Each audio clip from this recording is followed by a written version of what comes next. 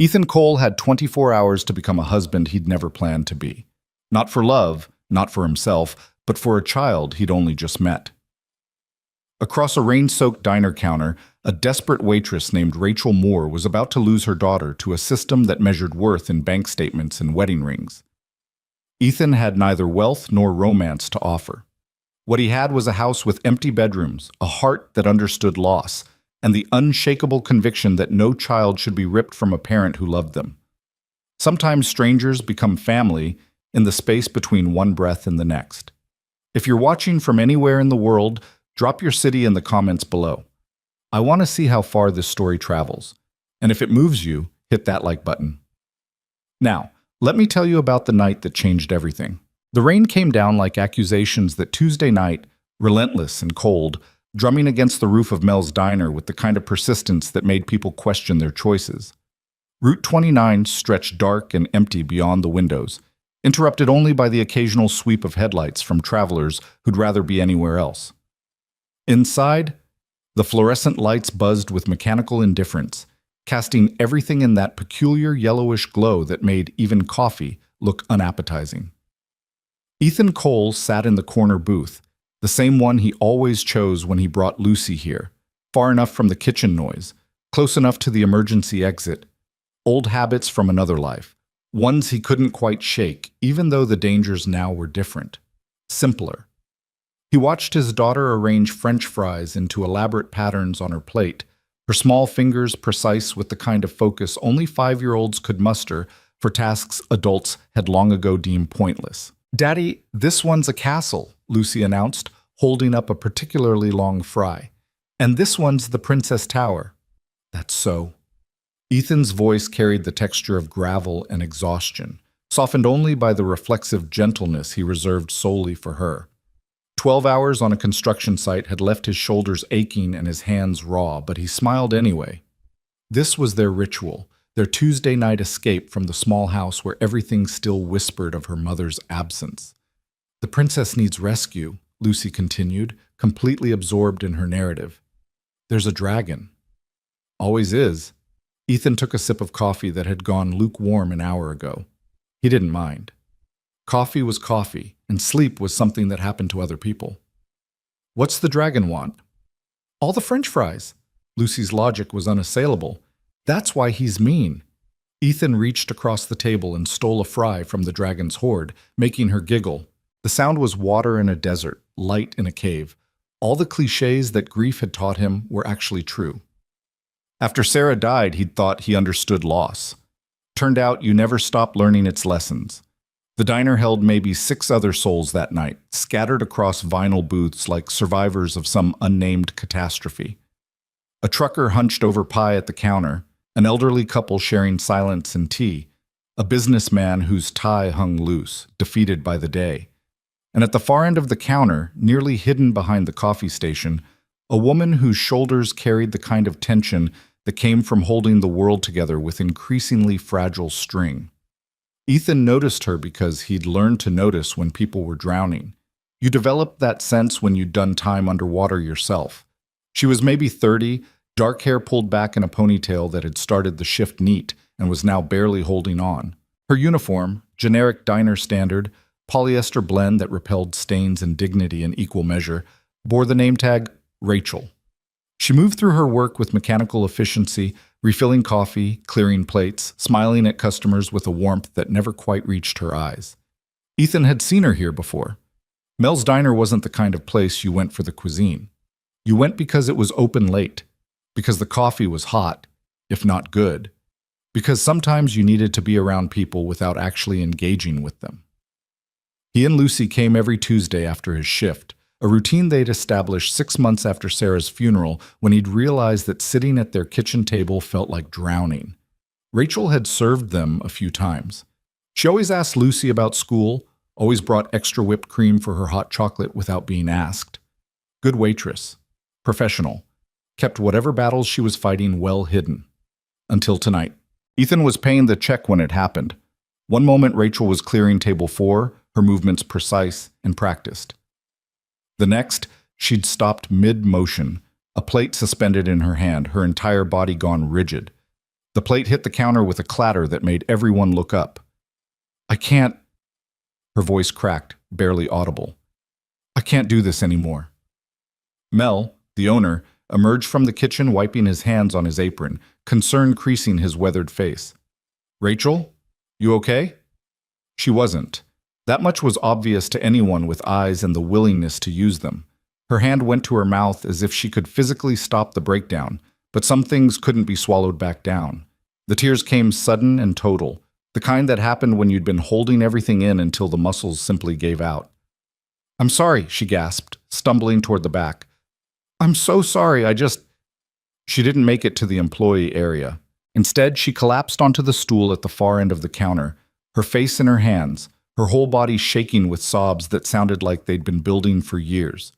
The diner fell into that particular kind of silence that happens when strangers witness private pain. The trucker studied his pie with sudden intense focus. The couple looked away. The businessman checked his phone. Lucy tugged on Ethan's sleeve. Daddy, why is the nice lady crying? Don't know, sweetheart. But something in his chest pulled tight, recognition sparking in a place he thought had gone numb. Mel approached Rachel carefully, the way you'd approach a wounded animal. Rachel, talk to me. What happened? She couldn't speak, could only shake her head while her shoulders heaved. Mel looked around helplessly, clearly out of his depth. Someone get her water and tissues, lots of tissues. The businessman stood to leave, probably unwilling to stick around for the messy parts of other people's lives. Ethan didn't blame him. Most people weren't. He counted out bills for his check, included a decent tip, started to gather Lucy's jacket. Then Rachel spoke. Tomorrow. The word came out broken, barely coherent through the crying. Noon tomorrow. If I don't have it by noon tomorrow, I lose her. Ethan's hands stopped moving. Lose who, honey? Mel's voice was gentle, grandfatherly. What happens at noon? Custody hearing. Rachel dragged air into her lungs like she'd forgotten how to breathe. Final determination.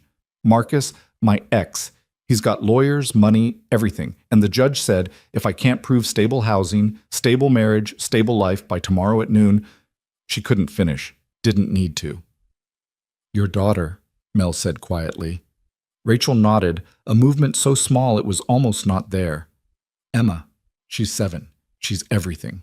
And tomorrow they're going to take her away from me because I work too many shifts at a diner and live in a studio apartment and don't have a husband to make me look respectable enough. The words hung in the air like smoke, bitter and choking. Ethan stood very still, Lucy's jacket in his hands, something old and fierce rising in his chest. That's not right, Lucy whispered, looking up at him with those eyes that were too much like her mother's. That's not fair. No, it wasn't. Ethan knew exactly how unfair family court could be, how it reduced human beings to checkboxes and income brackets, how it measured a parent's worth in everything except the only thing that actually mattered: love. He'd been through it himself right after Sarah died. Her parents had tried to take Lucy, convinced that a construction worker with PTSD and a modest house in a working-class neighborhood couldn't possibly raise a child as well as they could in their gated community with their country club connections. The case had taken 8 months, cost him every penny of his savings, and aged him a decade. He'd won, barely, because he'd owned his house outright, and because the judge had seen something in him that Sarah's parents had refused to acknowledge, that he was Lucy's father, and he'd burned the whole world down before he let her go. But he'd won because he had a house, because he could prove stability in the language courts understood. I tried everything, Rachel was saying, her voice raw. I picked up extra shifts, saved every dollar, but rent in this area is insane, and childcare costs more than I make, and Marcus knows people, has connections. His lawyers tore apart everything, my job history, my apartment, the fact that I'm single. They made me sound like I was neglecting her when I'm killing myself every day just to keep us afloat. That's criminal, Mel muttered. Using custody laws like that, that's just criminal. It's legal. Rachel's laugh was acid. Perfectly legal. And tomorrow at noon, unless I can prove I'm married and have stable housing, the judge is awarding primary custody to Marcus. I'll get her every other weekend if I'm lucky, if I can afford a car to drive to his gated community to pick her up. Ethan should have left, should have taken Lucy and gone home and let this tragedy unfold the way tragedies do, inevitably, cruelly, to other people. He had his own struggles, his own daughter to protect. Getting involved in someone else's disaster was the kind of thing that led to complications he couldn't afford. But he was already moving toward the counter, Lucy's hand in his, before his brain caught up to his feet. "You need a husband and a house," he heard himself say, "by noon tomorrow." Rachel's head jerked up. Her face was blotchy, mascara smeared, eyes red and swollen. She looked at him like he'd spoken in a foreign language. "What?" Ethan set Lucy's jacket down on the counter.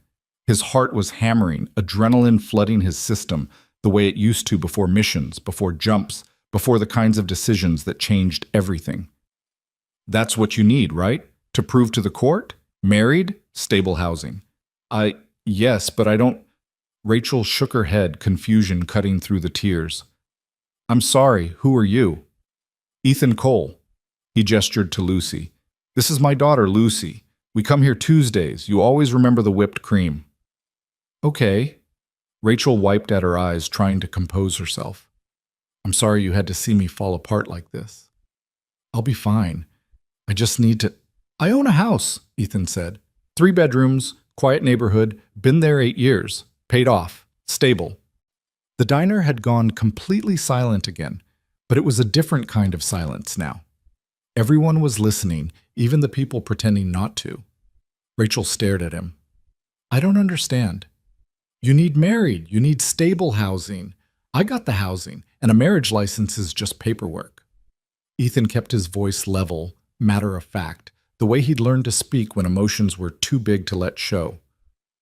"I'm proposing a solution." "You're—" Rachel stood up, backing away slightly. "You're a stranger. I don't even know you." "No, you don't." Ethan didn't move closer, didn't crowd her.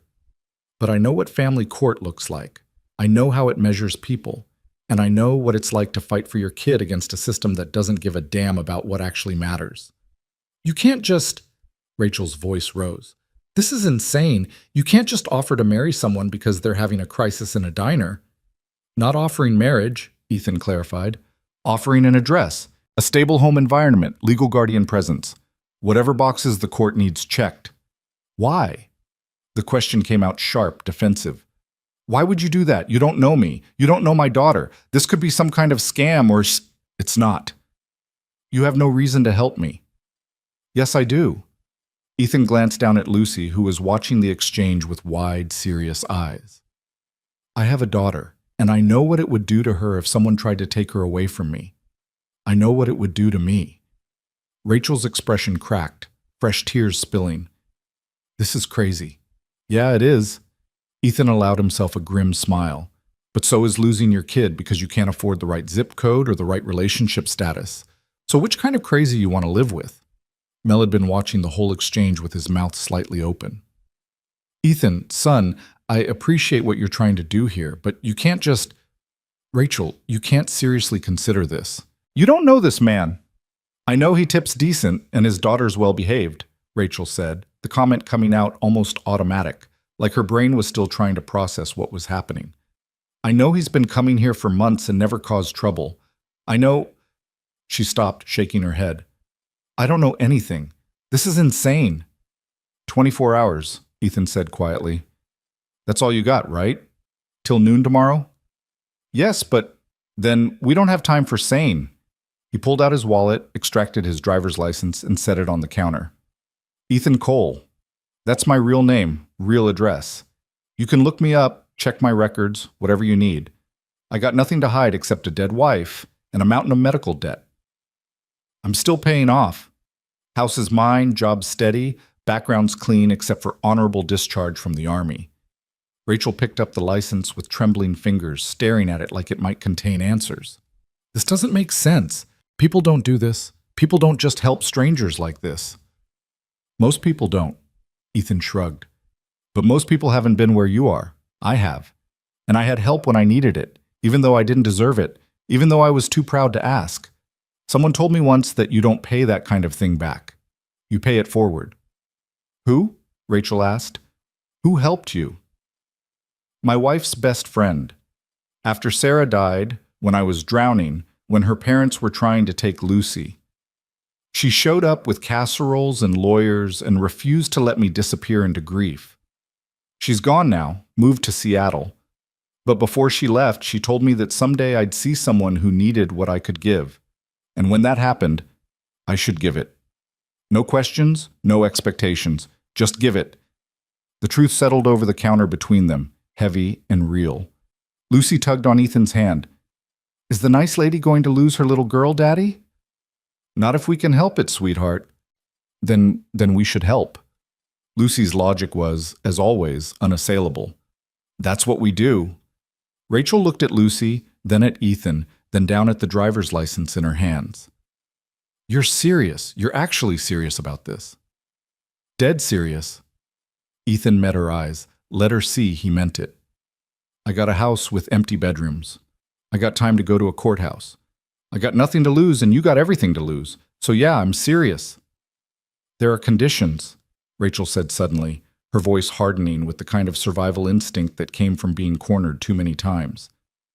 If, and this is a huge if I even consider this, there are conditions. Name them. Separate bedrooms, boundaries. This is legal only, nothing else. You don't touch me, you don't touch my daughter, you stay on your side of whatever line we draw. Agreed. I don't know you, I don't trust you. I'll have pepper spray. I'll have my phone on me at all times. And if you do anything at all that makes me uncomfortable, I'm gone and I'm calling the cops. Fair. I can't pay you. I don't have money for rent, for bills, for not asking for money. Rachel's eyes narrowed. Then what are you asking for? Ethan considered that. What was he asking for? He didn't know this woman, didn't owe her anything. In 24 hours, she could be gone from his life completely, just another stranger who'd passed through Mel's diner on a Tuesday night. But he remembered the hearing where the judge had looked at him with skepticism, measuring his worth in dollars and square footage and marital status. He remembered the feeling of being reduced to paperwork, of having love dismissed as insufficient evidence. He remembered Lucy's face when she'd asked, "Daddy, are Grandma and Grandpa taking me away?" And the way his heart had stopped beating for 3 full seconds. I'm asking you not to give up on your daughter, he said finally. That's all. Fight for her. Let me help you fight for her. And when it's over, when she's safe, we figure out the rest. The rest being what exactly? Whatever you need it to be. We stay married for however long the court requires to prove stability. 6 months? A year? Whatever. Then we file for divorce, go our separate ways. You keep your daughter, I keep my house. We both sleep at night knowing we did right by our kids. It was the simplest truth Ethan knew. You did right by the kids. Everything else was negotiable, but that was the line you didn't cross. Rachel stared at him for a long moment, tears still streaming down her face, her expression cycling through disbelief, hope, terror, and something that might have been the first fragile edge of trust. This is the craziest thing I've ever heard, she whispered. Yeah. I'd be insane to say yes. Probably. But if I say no, I lose Emma tomorrow. Yeah. The rain hammered against the windows. The coffee pot hissed on its burner. The trucker at the counter carefully counted out exact change for his pie. Somewhere in the kitchen, dishes clattered.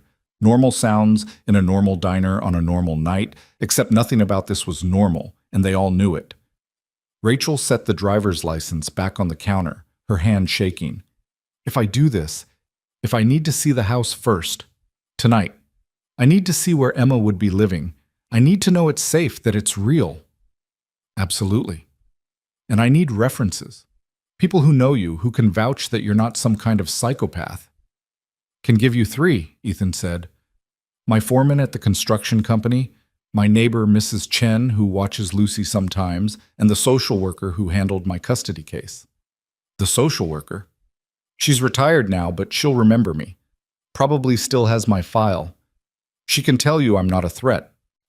Rachel nodded slowly, her mind clearly racing through scenarios, calculating risks, trying to find the trap in an offer that sounded too good to be true. Ethan understood. He'd have done the same. Trust was earned, not given, and definitely not handed over to strangers in diners at 10 o'clock on a Tuesday night. But sometimes you ran out of time for caution. Okay, Rachel said, the word coming out like a prayer and a curse combined. Okay, show me the house. Mel stepped forward, his expression concerned. Rachel, honey, are you sure about this? I know you're desperate, but I'm past desperate, Mel. Rachel untied her apron with jerky movements. I'm at the end of the road and there's nothing but cliff beyond it. So yeah, I'm sure. I'm sure I need to try this because trying is all I have left. She looked at Ethan, and he saw the steel beneath the tears, the core of strength that had kept her standing through whatever hell her ex-husband had put her through. This wasn't a woman who gave up easily. This was a fighter who'd been beaten down but hadn't stayed down. Your house, she said firmly. Show me. And it better be exactly what you say it is, Mr. Cole, because if you're lying, if this is some kind of sick game, it's not. Ethan picked up Lucy's jacket, helped her into it. It's just a house, nothing special, but it's mine. It's safe, and it's got space for 2 more if you need it. For how long? That was the question, wasn't it? How long did you keep up a charade before it became something else? How long did strangers play house before they forgot they were strangers? However long it takes, Ethan said. Rachel grabbed her purse from behind the counter, called to Mel that she was leaving early, family emergency. Mel looked like he wanted to argue, to talk her out of this madness, but something in her expression stopped him. You call me, he said instead. Tonight, you call me, and let me know you're okay. And if you're not okay, you call the cops. Understand? I will. Rachel hugged him briefly, fiercely. Thank you for everything. Then she was following Ethan and Lucy out into the rain, into the parking lot where his truck sat under a broken streetlight, into a decision that would change all their lives in ways none of them could begin to predict. Ethan opened the passenger door for her, helped Lucy into her car seat in the back. Rachel climbed in slowly, her movements cautious, her body language screaming wariness. She kept her purse in her lap, her phone visible in her hand. Smart. Careful. Address is 22847 Maple Street, Ethan said as he started the engine. 15-minute drive from here. You want to text that to someone, have them track your location? That's fine by me. Rachel did exactly that, her fingers flying over her phone screen. Ethan caught a glimpse of the message. Going to 2847 Maple Street with man from diner. We'll call in 30 minutes.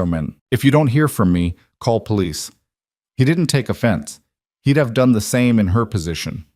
The drive passed in near silence, broken only by the rhythm of windshield wipers and Lucy humming softly in the back seat.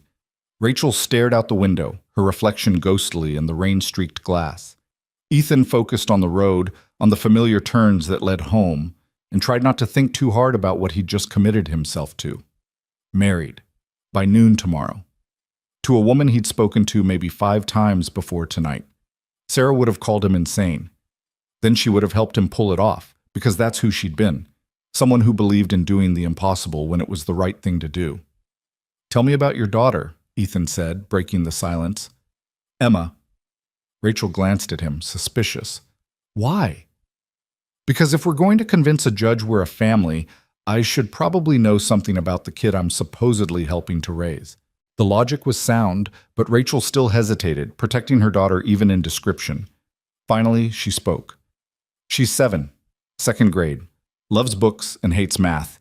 She's shy around new people, but talks nonstop once she trusts you. Her favorite color is purple. She wants to be a veterinarian when she grows up because she thinks all animals deserve to be healthy. Rachel's voice softened with love so profound it hurt to hear. She's the best thing I ever did. The only thing I got right. She sounds like a good kid. She's the best kid. Rachel's hands clenched around her phone. And Marcus is going to ruin her. He doesn't want her because he loves her. He wants her because it hurts me. Because he can't stand that I left him. That I chose a studio apartment in poverty over staying with him. He hurt you. Ethan's voice went flat, dangerous in a way he usually kept buried. Not physically. Not in ways that leave marks you can photograph for evidence. Rachel stared out the window. But yes, he hurt me, controlled me, made me feel like I was worthless, like I couldn't survive without him. And when I proved him wrong, when I left anyway, he decided to destroy me by taking the only thing I have left. Ethan's hands tightened on the steering wheel. He'd met men like Marcus. Hell, he'd served with some of them. The ones who confused control with strength, who mistook cruelty for power. The ones who believed that breaking people made them important. He won't win, Ethan said quietly. You don't know that. No. But I know I'm good at making sure people like him don't get what they want. Rachel looked at him, really looked. And Ethan wondered what she saw. A scarred construction worker with calloused hands and too many ghosts? A stranger making promises he might not be able to keep? Or something else? Someone who understood that sometimes you fought battles that weren't yours because fighting was the only thing that made sense? Here, Ethan said, turning onto Maple Street. This is it. The house sat mid-block, modest and unassuming in the rain. Pale blue siding, white trim, a small front porch with 2 chairs that never got used. The lawn needed mowing, the gutters needed cleaning, but it was solid, real, exactly what he'd promised. Ethan pulled into the driveway, killed the engine. It's not much. It's a house. Rachel's voice was thick with something that might have been tears, or might have been hope, or might have been both. It's more than I've been able to give her in 2 years. They got out of the truck, Lucy already half asleep against Ethan's shoulder as he carried her toward the front door. Rachel followed, her phone still clutched like a weapon, her eyes taking in every detail. Inside, the house smelled like coffee and sawdust, lived in but not dirty. The living room held a couch, a television, a scattered pile of Lucy's toys. The kitchen was small but functional, dishes drying in the rack. Nothing fancy, nothing impressive, but it was clean. It was safe. It was home. 3 bedrooms upstairs, Ethan said quietly, Lucy's weight warm against his chest. Mine, Lucy's, and the guest room that's mostly storage right now. 1 bathroom, washer and dryer in the basement. Yard out back needs work, but it's fenced. Rachel walked through the space like she was measuring it against some internal checklist. She opened cabinets, checked locks on windows, ran her hand along the banister, looking for traps, looking for lies. The guest room, she said finally. That would be Emma's? If you want. Or she could share with Lucy. They're close in age. They don't know each other. Not yet. Ethan shifted Lucy's weight, headed for the stairs. But kids adapt faster than adults. Give them a week, they'll probably be best friends or worst enemies. Either way, they'll figure it out. He carried Lucy to her room, tucked her into bed still in her clothes because she was already gone, dreaming of French fry castles and dragons. When he came back downstairs, Rachel was standing in the living room, her arms wrapped around herself, looking small and lost. I don't understand why you're doing this, she said, without turning around. Ethan considered lying, considered giving her some noble reason that would make him sound like less of a mess. But Rachel deserved truth, especially now.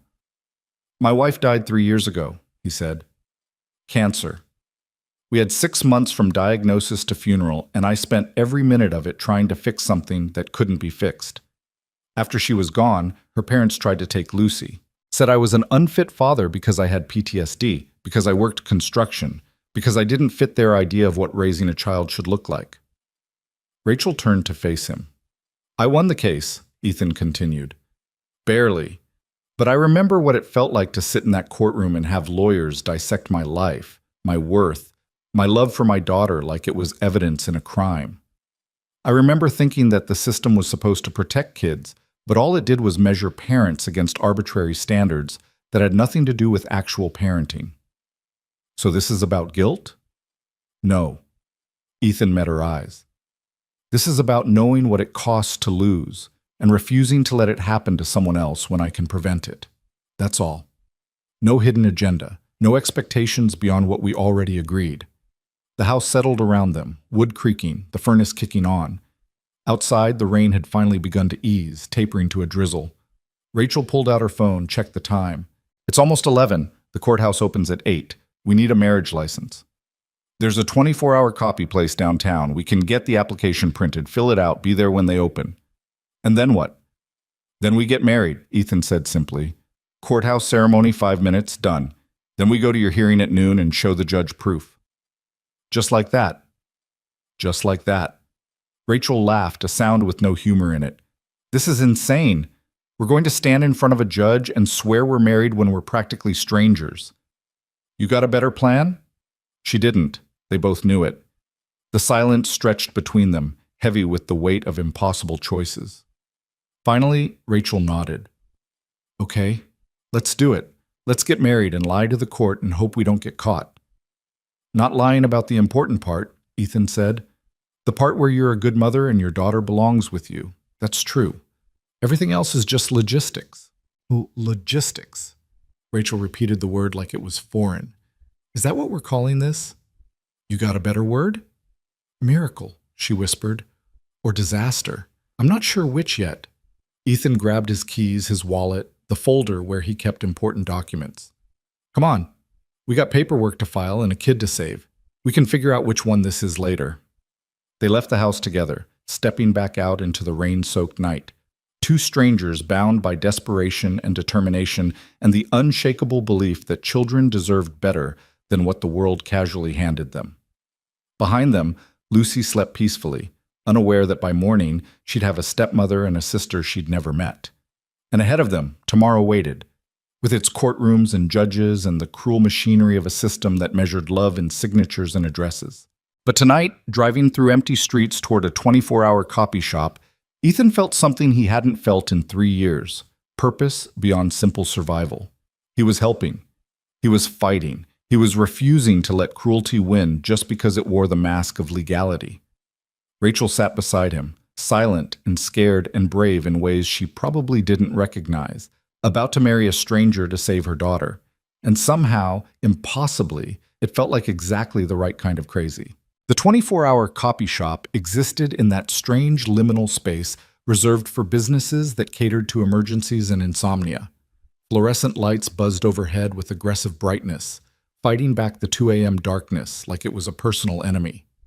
A bored college student behind the counter barely looked up from his phone as Ethan and Rachel walked in, rain-soaked and desperate, carrying the kind of determination that came from having run out of alternatives.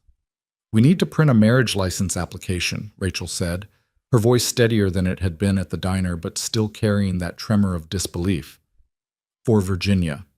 The kid pointed toward a computer station without speaking, already back to scrolling through whatever occupied people at this hour. Ethan guided Rachel to the terminal, pulled up the state website, and together they stared at the form that would legally bind them to each other. Full legal name, Rachel read aloud, her finger hovering over the first blank field. Rachel Ann Moore, Ethan typed it in. Ethan James Cole. Date of birth? They filled in the information mechanically, reducing their lives to data points and checkboxes. Social security numbers, current addresses, previous marriages. Rachel left hers blank because technically she was still in the process of finalizing her divorce, a fact that made Ethan pause. Wait, he said. If you're not divorced yet. The divorce was finalized last month, Rachel interrupted. Legally, I'm single. Marcus made sure it went through fast because he thought it would hurt my custody case. Ironic, right? The thing he did to weaken me is the only reason this plan can work. Ethan nodded and kept typing. They reached the section about witnesses and marriage intentions, the part where the state asked if they were entering this union freely and without coercion. Rachel let out a sound that might have been a laugh or a sob. Are we? She asked. Entering freely? You're free to walk away right now, Ethan said quietly. No judgment, no guilt. You owe me nothing. Rachel's hands twisted together in her lap. But if I walk away, I lose Emma. Yeah. So it's not really free, is it? It's just choosing which cage has the better view. Ethan stopped typing, turned to face her fully. Listen to me. This isn't a cage. This is a tool, a means to an end. You're not trapped with me. You're protected by a legal agreement that gets you what you need and costs you nothing but time. There's a difference. Is there? Rachel's eyes were red-rimmed, exhausted. Because it feels like I'm trading one form of control for another. Marcus controlled me with fear and manipulation. You'd control me with what? Charity? Pity? Neither. Ethan's voice was firm. I'm offering partnership, temporary, practical, beneficial to both of us. You get stability for your custody case. I get... He paused, realizing he hadn't actually thought this through. What did he get? What? Rachel pressed. What do you get out of this, Ethan? Really? He could have lied, could have said something about tax benefits or household help or any number of practical reasons that would make this transaction seem reasonable. Instead, he told the truth. I get to sleep at night knowing I didn't stand by and watch a kid get ripped away from her mother over bureaucratic nonsense. That's all. That's enough.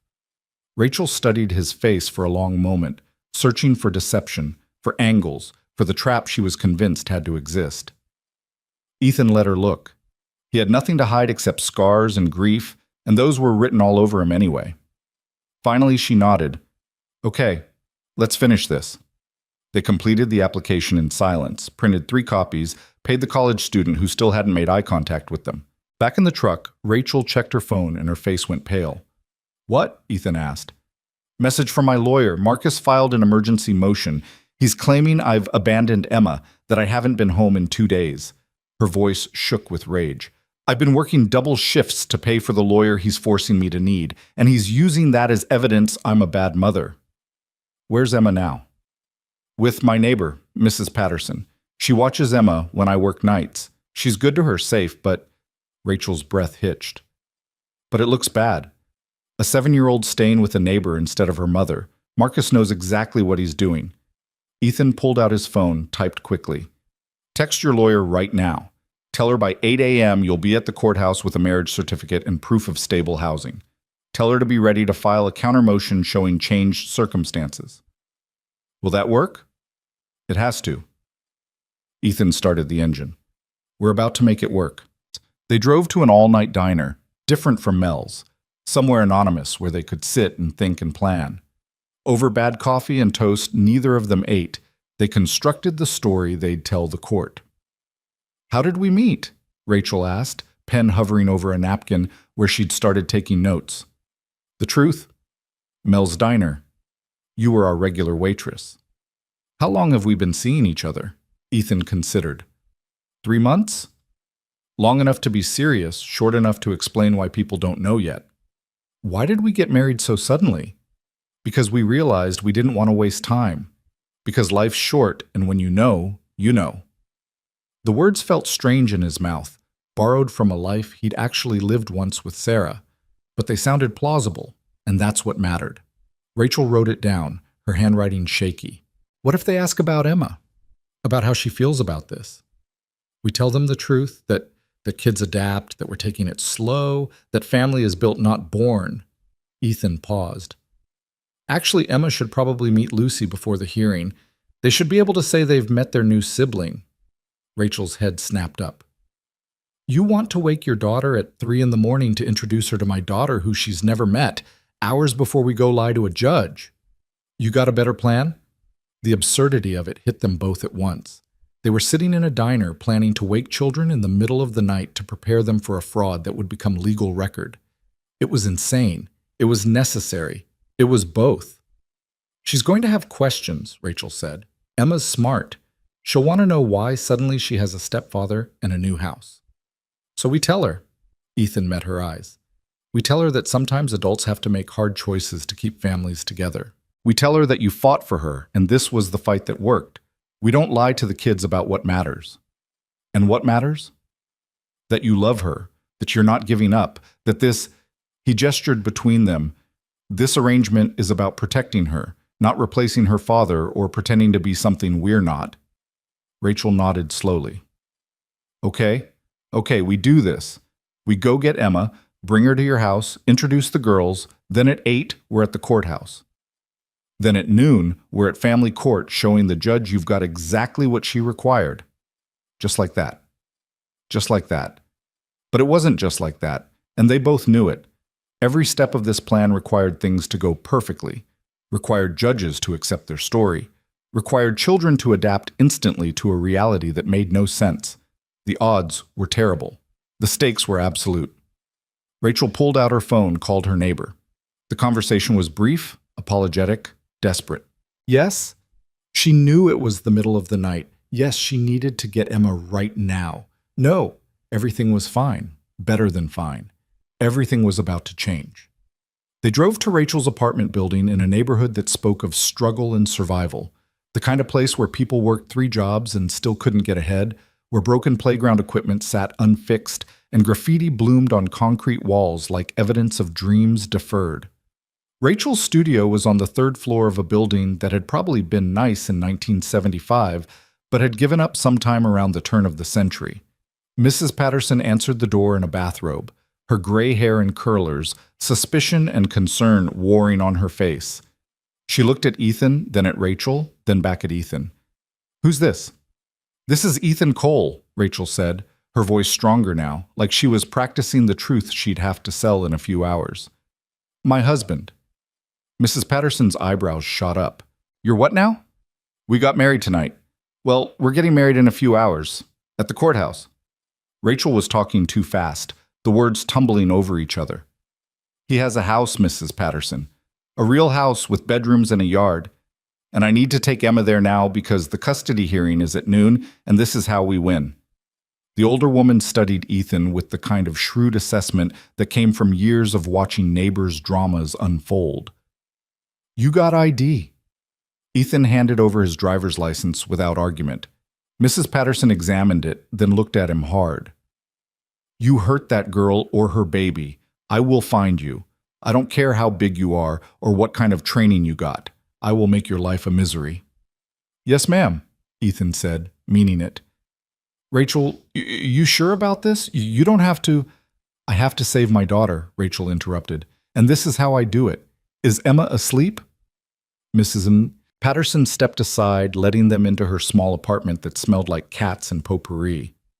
In the living room, curled up on the couch under a faded quilt, a little girl slept with the kind of complete abandon only children managed. Dark hair spread across the pillow, one hand clutching a stuffed rabbit, her face peaceful in a way that made Ethan's chest tight. This was what they were fighting for. This moment of innocent sleep, of childhood that should be protected from adult wars. Rachel knelt beside the couch, smoothed hair back from her daughter's face. "Emma, sweetheart, wake up, baby." Emma stirred, murmured something unintelligible, tried to burrow deeper into sleep. "Emma, it's Mama. I need you to wake up now." Brown eyes blinked open, confused and sleepy. "Mama, it's dark." "I know, baby, but we need to go somewhere. Remember how I told you we had to see the judge tomorrow about where you'd live?" Emma nodded, suddenly more awake, fear creeping into her expression. "Am I going to Daddy's house?" "No." Rachel's voice was fierce. "No, baby. You're coming home with me. To our new home. I have so much to tell you." Emma sat up, clutching her rabbit, and that's when she noticed Ethan standing in the doorway. Her eyes went wide. "Who's that?" Rachel took a breath. "Emma, this is Ethan. He's going to help us. He has a house where we can stay, and he has a daughter just a little younger than you named Lucy." "Is he your boyfriend?" Emma's question was cautious, the way kids asked when they'd learned that new adults in Mama's life could mean complications. Rachel glanced at Ethan, and he saw her making the calculation, deciding how much truth a 7-year-old could handle at 3:30 in the morning. "He's my husband, sweetheart. We got married so that we could all live together. So the judge would see we have a good home." Emma looked at Ethan, then at her mother, processing this with the serious concentration children brought to information that didn't make sense. "But you just met him." "I've known him a little while," Rachel said, the lie coming smoother now. "And sometimes grown-ups have to make quick decisions to protect the people they love. I love you more than anything in the whole world, Emma. Everything I'm doing is to make sure we can stay together." "Does Daddy know?" "He will soon." Emma clutched her rabbit tighter. "Will he be mad?" "Probably," Rachel admitted, because lying to kids about emotions was worse than useless. "But his mad doesn't matter anymore. What matters is that you're safe and loved and home with me." "And with him?" Emma pointed at Ethan. Ethan stepped forward slowly, keeping his movements non-threatening, aware that he was a large stranger in the middle of the night asking a child to trust him. He crouched down to Emma's eye level. "Hi, Emma. Your mom's right. I'm Ethan. And yeah, this is all really weird and happening really fast. But here's what I want you to know. My job is to make sure you and your mom have a safe place to live. That's it. I'm not trying to be your dad or replace anybody. I'm just trying to help. Think you can give me a chance to do that? Emma studied him with eyes too old for 7, eyes that had already seen adults break promises and walk away. Do you have a dog? The question caught him off guard. No, no dog. Lucy wants one, Emma said. Does Lucy know about me? Not yet. She's asleep at home. But she's going to be really excited to meet you. She likes making new friends. What if we don't want to be friends? Ethan smiled despite everything. Then you figure out how to be not friends in the same house. Either way, you're safe. That's what matters. Emma considered this, then looked at her mother. Do we have to go right now? Yes, baby. We need to go to Ethan's house, and then in the morning we go see the judge and show her we have a good home. Then all of this, all the scary stuff with court and lawyers, it gets better, I promise. Promises were dangerous things to make to children, but Rachel made it anyway because sometimes you had to give them hope to hold on to. Emma slipped off the couch, still clutching her rabbit. Okay, but I need Mr. Floppy and my backpack with my books. Mrs. Patterson had already gathered Emma's things, an overnight bag that spoke of too many nights spent away from home. She hugged Rachel hard, whispered something Ethan couldn't hear, then looked at him one more time. You better be the good man you seem like, she said, for all their sakes. Yes, ma'am. The drive back to Maple Street was quiet. Emma sat in the back seat, staring out the window at the darkness, her rabbit pressed against her chest. Rachel kept turning around to check on her, maternal instinct overriding everything else. You okay, baby? Yeah. Emma's voice was small. Mama? Is our stuff still at the old apartment? Yes, we'll go back and get it later. Right now we just need… I know, we need to win. Emma said it matter-of-factly, like winning was something she'd been preparing for. That's what you told me. We have to win so I don't have to live with Daddy. The adult cynicism in a child's voice made Ethan's hands tighten on the steering wheel. 7 years old and already calculating outcomes, already understanding that her life was a contest she hadn't asked to enter. They pulled into the driveway as the first hint of dawn began to gray the eastern sky. 4 a.m. 4 hours until the courthouse opened. 8 hours until the custody hearing. Time was a countdown now, relentless and unforgiving. Inside the house, Ethan led them upstairs, Emma's hand tucked into her mother's, both of them moving like refugees entering sanctuary. He opened the door to Lucy's room carefully, trying not to wake her, but Lucy had always slept light, a legacy of nights when Sarah had been too sick to be quiet. Daddy? Lucy sat up, rubbing her eyes. What's happening? Hey, sweetheart. Sorry to wake you, but there's some people I want you to meet. Ethan gestured for Rachel and Emma to come closer. This is Rachel and her daughter Emma. Remember the nice waitress from the diner? Lucy nodded, still fuzzy with sleep, but curious. Well, Rachel and I got married tonight, which means Emma is your new sister, and they're going to be living here with us for a while. The information was too big, too strange for a 5-year-old to process at 4 in the morning. Lucy looked at Emma, who looked back with equal uncertainty. Hi, Lucy said finally. Hi, Emma whispered. Do you like French fries? Yeah. Okay, Lucy yawned. You can share my room if you want, but Mr. Bear sleeps on this side of the bed. Just like that, with the brutal simplicity of children, an agreement was reached. Emma looked at her mother, who nodded permission, and climbed into bed next to Lucy. The two girls regarded each other with the cautious interest of potential allies or enemies, the verdict still pending. Ethan backed out of the room, Rachel following. In the hallway, she leaned against the wall, her whole body shaking. I can't believe this is happening, she whispered. I can't believe any of this is real. It's real. Ethan checked his watch. And in 4 hours, we need to be at the courthouse to make it legal. You should try to sleep. I can't sleep. I can't. Rachel pressed her hands to her face. What if this doesn't work? What if the judge sees through it? What if… Then we deal with it. Ethan kept his voice calm, steady, the same tone he'd used in the army when everything was going to hell and panic was the enemy. But right now, we focus on what we can control. You need rest. Guest room's made up. I'll wake you at 7. Rachel nodded, but didn't move. Ethan? Yeah? Thank you. I know I keep saying it, but thank you. I don't understand why you're doing this, but thank you. Get some sleep, Rachel. She went to the guest room, closed the door. Ethan stood in the hallway for a moment, listening to his house full of people for the first time in 3 years. 2 little girls whispering in Lucy's room, Rachel moving around in the guest room. The ordinary sounds of a family, even if this family was built on legal fiction and desperate necessity. He went downstairs, made coffee he wouldn't drink, and waited for dawn. At 7 a.m., he woke Rachel. She emerged from the guest room looking like she hadn't slept at all, her eyes red, her clothes wrinkled. But there was steel in her spine, determination in the set of her jaw. I called my lawyer, she said, told her to meet us at the courthouse. She thinks we're insane. Probably. She also thinks it might work.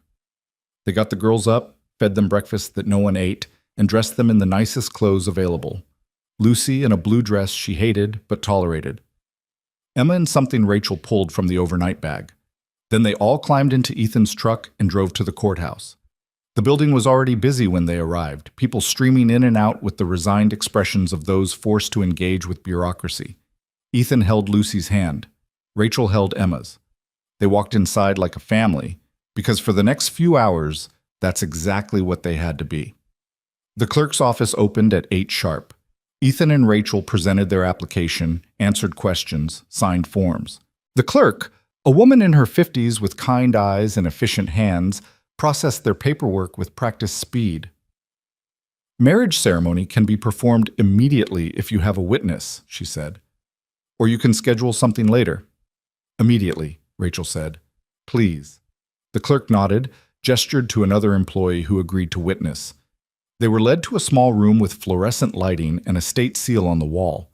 A judge appeared, looking slightly bored, holding the standard civil ceremony script. Ethan James Cole and Rachel Ann Moore, you're here to be joined in marriage? Yes, they said together. The ceremony took 3 minutes. Repeat after me. I do, by the power vested in me. The judge signed the certificate, the witness signed, Ethan and Rachel signed. Just like that, they were married. Congratulations, the judge said without enthusiasm, already moving toward his next appointment. Certificate will be ready in 20 minutes.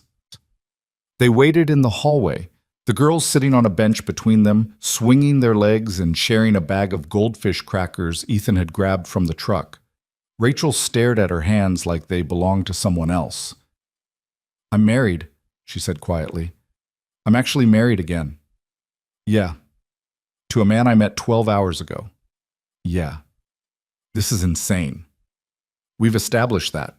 Ethan watched the girls, saw Emma teaching Lucy some hand-clapping game. But look at them, already acting like sisters. Rachel followed his gaze and something in her expression softened. Kids are resilient. Yeah, they are. The clerk called them back, handed over the marriage certificate. Official, legal, real. Rachel tucked it into her purse like it was evidence of a crime. Now what? She asked. Ethan checked his watch. Now we go to family court. We show the judge you have exactly what she required, and we fight for your daughter. They drove across town to the family court building, arriving 30 minutes before the hearing. Rachel's lawyer, a sharp woman named Patricia Chen, was waiting outside. She took one look at the marriage certificate, at Ethan, at the 2 girls, and shook her head. This is the wildest thing I've seen in 20 years of family law, she said, but it just might work. It has to work, Rachel said. Then let's make it work. Patricia gathered them together, gave them final instructions. You're a family. You've been dating for months. The marriage was quick but genuine. Ethan, if anyone asks, you love Rachel and you're committed to helping raise Emma. Rachel, you're grateful for the stability and excited about the future. Girls, if anyone asks, you say you're happy. Got it? They all nodded, even Emma, who looked terrified but determined. At noon exactly, they entered the courtroom. Marcus was already there with his lawyers, expensive suits, and smug expressions. When he saw Rachel walk in with Ethan, with Emma holding both their hands, his face went dark with rage. What the hell is this? He demanded. The judge, an older woman with sharp eyes and no tolerance for nonsense, banged her gavel. Mr. Hale, sit down. Mrs. Moore, or should I say Mrs. Cole now. Please approach. Rachel walked forward, Ethan beside her, their marriage certificate held like a shield. And as the hearing began, as Patricia presented their case and Marcus's lawyers tried to tear it apart, Ethan realized something. This wasn't a lie anymore. Somewhere between the diner and the courthouse, between midnight and noon, they'd become what they were pretending to be, a family fighting to stay together. And he'd be damned if he let them lose. The judge's nameplate read, Honorable Margaret Winters, and her expression suggested she'd seen every variation of family drama that human beings could devise. She examined the marriage certificate with the careful attention of someone trained to spot forgeries, her reading glasses perched on her nose, her mouth set in a line that gave away nothing. This was issued this morning, Judge Winters said, her voice carrying across the courtroom with the weight of authority. At 8:07 a.m., to be precise. Your hearing was scheduled for noon. That's quite a tight timeline, Mrs. Cole. Rachel stood straighter, her hand finding Ethan's instinctively. Yes, Your Honor, we wanted to be married before the hearing. Marcus shot to his feet, his lawyer grabbing his arm to pull him back down, but the damage was done. This is a fraud. She found some random guy to marry her just to win custody. You can't seriously… Mr. Haley, I will hold you in contempt if you interrupt these proceedings again. Judge Winters didn't raise her voice, didn't need to. The threat was clear. Sit down. Marcus sat, but his face was red with fury. His hands clenched into fists on the table. His lead attorney, a man named Kenneth Bradshaw, who looked like he charged by the syllable, stood smoothly. Your Honor, if I may, my client's concerns, while perhaps expressed with too much emotion, are valid. Mrs. Moore, excuse me, Mrs. Cole, has presented a marriage certificate dated mere hours before this hearing. The timing is suspicious at best, fraudulent at worst. We request that the court investigate the legitimacy of this marriage before considering it as evidence of stability. Patricia Chen stood, her movements equally smooth, equally practiced. Your Honor, my client has provided a valid marriage certificate issued by the state of Virginia. The timing, while perhaps unusual, is not illegal. People get married quickly for many reasons. Love doesn't operate on a court-mandated schedule. Judge Winters looked at Rachel, then at Ethan, her gaze penetrating. Mr. Cole, is it? Yes, Your Honor. Ethan's voice was steady, the same calm he'd cultivated during depositions for his own custody case. How long have you known Mrs. Cole? I've known her casually for about 6 months, Your Honor. She worked at a diner my daughter and I frequent. We started dating about 3 months ago. The lie came out clean, practiced from their early morning rehearsal. Ethan could feel Marcus's stare burning into the side of his head, could sense the man's lawyers already planning their attack. And you decided to marry her, why? Because I love her, Your Honor, and because I love her daughter. When Rachel told me about the custody situation, about the requirements the court had set for her to maintain custody, I realized we didn't need to wait. We were already committed to each other. Making it legal just formalized what we already knew. Judge Winters' expression didn't change. That's very convenient timing, Mr. Cole. It's honest timing, Your Honor. Ethan met her eyes directly. I'm not going to stand here and pretend this is some fairy tale romance. The truth is Rachel was drowning trying to meet impossible standards while working 2 jobs to afford a lawyer to fight for her daughter. I have a house, stable income, and I understand what it's like to have someone question whether you're fit to raise your own child. So yeah, we got married fast, but that doesn't make it fake. Bradshaw pounced.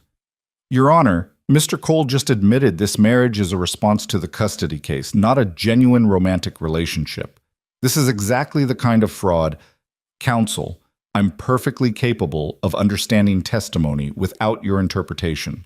Judge Winters turned back to Ethan. Mr. Cole, have you been married before? Yes, Your Honor. My wife Sarah died 3 years ago. Cancer. I'm sorry for your loss, and you have a daughter? Lucy, she's 5. How does Lucy feel about suddenly acquiring a stepmother and a stepsister? Ethan glanced back at where the girls sat in the front row, Lucy's hand wrapped around Emma's, both of them watching the proceedings with wide, serious eyes. She's adjusting, Your Honor, but kids are resilient. They're already becoming friends. Judge Winters followed his gaze, studied the girls for a long moment. Then she turned to Rachel. Mrs. Cole, tell me about your living situation prior to this marriage. Rachel's voice trembled slightly, but she kept her composure. I was renting a studio apartment in the Oak Ridge complex. Your Honor. It was all I could afford working at the diner and picking up housekeeping jobs on the side. It was clean and safe, but small. Emma slept on a pull-out couch in the living area. And now? Now we live with Ethan at his house on Maple Street. Emma has her own bedroom. There's a yard. It's stable. Convenient that this stability appeared exactly when the court required it. Rachel flinched, but didn't back down. Your Honor, I've been trying to provide stability for Emma her entire life. I left my marriage because Marcus was emotionally abusive. I took a studio apartment because it was what I could afford while paying for childcare and lawyers. I worked every shift I could get because I refused to give up. The fact that Ethan came into our lives when he did, maybe that's timing, maybe that's luck, maybe it's something else. But it's real. The marriage is real. Our commitment to raising these girls together is real. Marcus couldn't stay quiet. She's lying. She barely knows this guy. This is all a setup to manipulate the court. Mr. Hale, Judge Winter's patience was clearly wearing thin. One more outburst and you'll be removed from this courtroom. Do I make myself clear? Marcus's lawyer whispered urgently to him, and he subsided, but the rage radiating from him was almost physical. Bradshaw stood again, adjusting his tie. Your Honor, we'd like to request a continuance. Given the highly unusual circumstances of this sudden marriage, we believe the court needs time to properly investigate whether this is a genuine relationship or a calculated attempt to circumvent the court's previous ruling regarding Mrs. Moore's housing situation. She's Mrs. Cole now, Patricia interjected sharply. Legally married, and my client has met every requirement the court set forth. Stable housing, stable relationship, proof of commitment. Requesting a continuance at this point is simply Mr. Hale's attempt to delay because he knows his case has weakened. Judge Winters leaned back in her chair, her fingers steepled. The courtroom held its collective breath. Outside, somewhere far away, traffic hummed and life continued for people who weren't waiting to hear if a family would be torn apart. Here's what I'm going to do, Judge Winters said finally. I'm not granting a continuance. However, I am ordering a home study. A social worker will visit the Cole residence within the next 30 days and assess the living situation. They'll interview the family, observe the home environment, and report back to this court. Rachel's hand tightened on Ethan's. 30 days. They had to maintain this fiction for 30 days. In the interim, the judge continued, custody will remain split as currently ordered. Emma will spend weekdays with Mrs. Cole and weekends with Mr. Hale until the home study is complete and I can make a final determination. Your Honor, that's not... Patricia began, but Judge Winters held up a hand. That's my ruling, counsel. Mrs. Cole has improved her circumstances significantly, but given the timing and the questions raised, I need independent verification before I modify custody arrangements. 30 days? Then we reconvene. She banged her gavel. Next case. Just like that, it was over. Not a victory, not a defeat. A stay of execution. They filed out of the courtroom, Ethan's hand on Rachel's back, both girls between them. Marcus caught up to them in the hallway, his lawyers trying to hold him back. You think you're clever? He snarled at Rachel. You think I don't see what this is? You're going to screw this up, Rachel. You always do. And when you do, when this fake marriage falls apart, Emma's coming home with me where she belongs. Back off, Ethan said quietly, stepping between Marcus and Rachel. He didn't raise his voice, didn't make threats. He just stood there, solid and immovable, and something in his eyes made Marcus take a step back. Who the hell are you supposed to be, her knight in shining armor? Marcus laughed, but it sounded forced. You have no idea what you've gotten yourself into, buddy. Rachel's a disaster. She'll drag you down with her. We're done here. Ethan turned, gathered Rachel and the girls, and walked away. Behind them, Marcus was still talking, still trying to land blows with words, but his voice faded as they pushed through the courthouse doors into the bright afternoon sun. In the parking lot, Rachel finally broke. She leaned against Ethan's truck, her whole body shaking, tears streaming down her face. Emma wrapped her arms around her mother's waist, her own eyes wet. It's okay, Mama. It's okay. I still have to give you to him on weekends, Rachel choked out. I thought if we did this, if we got married, the judge would see. She saw. Patricia said, joining them. She saw everything, but Winters is careful. She's not going to rule based on a marriage certificate issued hours before the hearing without verification. The home study is actually good news. How is that good news? Rachel demanded. Because it means she's taking your situation seriously. She's not dismissing your marriage as fraud outright. She wants proof, and we can give her that proof. You just have to make it through 30 days. Rachel looked at Ethan, panic in her eyes. 30 days? We have to convince a social worker that we're a real family for 30 days. Then that's what we do. Ethan kept his voice calm, even though his own mind was racing. 30 days of maintaining this fiction. 30 days of pretending to be married to a woman he barely knew. 30 days of hoping the girls didn't inadvertently reveal the truth. It should have felt impossible. Instead, it just felt like the next mission. They drove home in silence, the girls dozing in the back seat, exhausted from the emotional roller coaster of the last 12 hours. When they pulled into the driveway on Maple Street, the house looked exactly the same as it had that morning, but everything had changed. Inside, Rachel stood in the living room like she didn't know where to go, what to do now that the immediate crisis had passed. Emma clung to her hand, and Lucy hovered nearby, sensing the tension but not understanding it. "You should rest," Ethan said. "Both of you. It's been a long day." "It's 2 in the afternoon. Doesn't matter. You barely slept. Emma barely slept. Take a nap. I'll make dinner later." Rachel nodded numbly. Let him guide her and Emma upstairs to the guest room. He left them there, door closed, and came back down to find Lucy waiting for him with questions in her eyes. "Daddy, is Emma going to live here now?" "Yes, sweetheart. Her and her mom. They're part of our family now." "Forever?" Ethan crouched down to her level. "I don't know about forever, Lou, but for a while. Maybe a long while. Is that okay with you?" Lucy considered this seriously.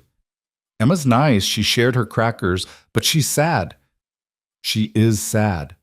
Her daddy's not very nice to her mama, and that makes Emma worried." "Like how Grandma and Grandpa tried to take me away from you?" Ethan's chest tightened. He'd hoped Lucy didn't remember much of that time, but kids remembered more than adults gave them credit for. "Yeah, kind of like that." "But you didn't let them." "No, I didn't." "So you won't let Emma's daddy take her away either?" "I'm going to try my very best not to." Lucy nodded, accepting this. Then she surprised him by wrapping her arms around his neck. "I'm glad they're here, Daddy. The house is less quiet." She was right. The house was less quiet. It was fuller, messier, more complicated. But maybe quiet had been the problem all along. Maybe they'd both been rattling around in too much silence, pretending that was the same as peace. That evening, Ethan made spaghetti because it was simple, and kids universally accepted it. Rachel emerged from the guest room looking slightly less shell-shocked, Emma trailing behind her. They ate together at the kitchen table, the girls talking about nothing and everything the way children do, while the adults picked at their food and avoided discussing the elephant in the room. After dinner, after the dishes were done and the girls were watching a movie in the living room, Rachel found Ethan on the back porch. He was staring at the overgrown yard, a beer he wasn't drinking in his hand. "Thank you," Rachel said quietly, sitting in the chair next to him. "For today. For all of this. I know I keep saying it. You don't have to keep thanking me." "Yes, I do. Because what you did today, standing up there, telling the judge you loved me, committing to 30 days of this charade, you didn't have to do any of it." Ethan took a sip of beer. "Charade makes it sound fake. Isn't it?" He turned to look at her, really look at her. Rachel Moore, now Rachel Cole, who'd been a stranger 24 hours ago and was now his wife. She looked exhausted, scared, but also stronger than she probably realized. The kind of strength that came from surviving things that should have broken you. "I don't know," he admitted. "Yesterday, yeah, it was completely fake. But today, standing in that courtroom, watching your ex try to tear you down, seeing Emma hold Lucy's hand like they've been sisters forever, it didn't feel fake. It felt like protecting my family, and I know that's crazy because we're not really family, but it felt real anyway," Rachel finished. "Yeah." They sat in silence for a while, listening to the sounds of the girls laughing inside, to the evening settling around them. Finally, Rachel spoke again. "What happens when the social worker comes? They're going to ask questions. They're going to look for signs we're lying. Then we don't give them any. Ethan set down his beer. We need a story, a real one, detailed enough to be believable. We need to know things about each other that married couples know. Like what? Like how we take our coffee, what side of the bed we sleep on, what we do on weekends, the little things that make a life together real. Rachel pulled her knees up to her chest. This is insane. We're going to study for being married like it's a test. Pretty much. And if we fail, we don't fail. Ethan's voice was firm. Failure means Emma goes to Marcus. That's not an option. Rachel was quiet for a moment, then asked, "Tell me about your wife, Sarah." The question caught him off guard. Why? Because the social worker is going to ask. Because I should know. Because you're doing all this for a stranger, and I want to understand why. Ethan looked out at the darkening yard, gathering words for a story he usually kept locked away. Sarah was a teacher, elementary school. She loved kids, loved her job, loved life in this completely fearless way that used to terrify me. When we found out about the cancer, she made me promise not to fall apart after she was gone. Made me promise to keep living, keep raising Lucy, keep finding reasons to smile. Did you? Kept living, kept raising Lucy. The smiling part's been harder. He turned to Rachel. But she was right about one thing. Life doesn't stop just because you're grieving. You have to keep moving forward, even when forward feels impossible. So that's what I did. And when I saw you at that diner falling apart because you were about to lose your daughter, I couldn't walk away. Sarah wouldn't have walked away. She would have helped. So you're helping for her? No, I'm helping for Emma, for you, for Lucy, who deserves to see her dad do the right thing even when it's hard. I'm helping because it's what you do when you can. Ethan met Rachel's eyes. But yeah, maybe Sarah's in there somewhere too. Maybe I'm finally keeping that promise about not falling apart. Rachel wiped at her eyes. She sounds like she was amazing. She was. Ethan smiled, a real one this time. You would have liked her. She had this way of making everyone feel like they mattered, like they were seen. She would have been all over this plan, organizing everything, making spreadsheets about how to convince the social worker. I wish I could have met her. Me too. Inside, the movie ended, and Lucy called for her dad. Ethan stood, offered Rachel a hand up. Come on, we've got bedtime routines to figure out. The next weeks developed their own rhythm, strange and improvised but increasingly natural. Mornings meant breakfast chaos, two girls fighting for the bathroom, backpacks and lunchboxes, and the eternal search for matching socks. Ethan drove Lucy to kindergarten while Rachel took Emma to second grade, both of them navigating carpool lines and teacher conferences like they'd been doing it together for years instead of days. Weekends were the hardest. Friday evenings when Rachel had to hand Emma over to Marcus, watching her daughter climb into his expensive car, seeing the smug satisfaction on his face. Rachel would come back inside shaking with rage and grief, and Ethan learned to give her space while also making sure she wasn't alone. Sometimes Lucy would crawl into Rachel's lap without being asked, offering the kind of comfort only children could give. Sunday nights when Emma came back, she'd be withdrawn, quiet in a way that worried Rachel. It took hours for her to readjust, to remember this house was home, this family was hers. Lucy helped with that too, pulling Emma into games and make-believe, creating a world where 7-year-olds could forget about custody battles and just be kids. Through it all, Ethan and Rachel learned each other. Coffee black for him, cream and sugar for her. She was a morning person who got up before dawn. He was a night owl who did his best thinking after midnight. She sang while she cooked, off-key but enthusiastic. He fixed things compulsively, always finding broken drawer handles and leaky faucets to occupy his hands. She organized everything. He lived in comfortable chaos. They were opposites in most ways, but opposites could work together if they tried. The house changed too. Rachel's plants appeared on windowsills. Emma's artwork covered the refrigerator. The guest room stopped being a guest room and became Rachel and Emma's space, with curtains Rachel bought at Target and a rug Emma picked out. The bathroom accumulated more products, more towels, more evidence of female occupation. The kitchen smelled like Rachel's cooking experiments, ambitious attempts that sometimes succeeded and sometimes resulted in pizza delivery. They looked like a family. From the outside, they were a family. But inside, in the quiet moments when the girls were asleep and Ethan and Rachel sat in the living room pretending to watch television, they both knew the truth. This was temporary. This was performance. This was a means to an end. Except it was starting to feel less temporary with each passing day. 3 weeks in, Rachel came home from work to find Ethan in the garage, covered in grease, working on her car. She'd mentioned the check engine light that morning, mentioned she couldn't afford to get it looked at right now. "What are you doing?" she asked. Ethan didn't look up from the engine. "Your oxygen sensors shot. Replaced it. Also did your oil change while I was at it. You were about 2,000 miles overdue." "Ethan, you didn't have to." "Yeah, I did. Can't have you breaking down on the way to work." He wiped his hands on a rag, finally met her eyes. "It's what family does." Family. The word hung between them, weighted with meaning neither of them wanted to examine too closely. "How much do I owe you?" Rachel asked. "Nothing. Part cost me $40. Labor's free." "I can't just—" "Rachel." Ethan's voice was gentle but firm. "Let me do this. Please." She nodded, blinking back tears that seemed to come easier these days. "Okay. Thank you." That night she made his favorite meal. He'd mentioned once that he missed pot roast like his mother used to make, and they ate together while the girls did homework at the table.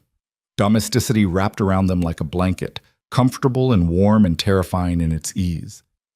4 weeks in, the social worker called. Her name was Jennifer Hayes, and she'd be conducting the home study the following Tuesday.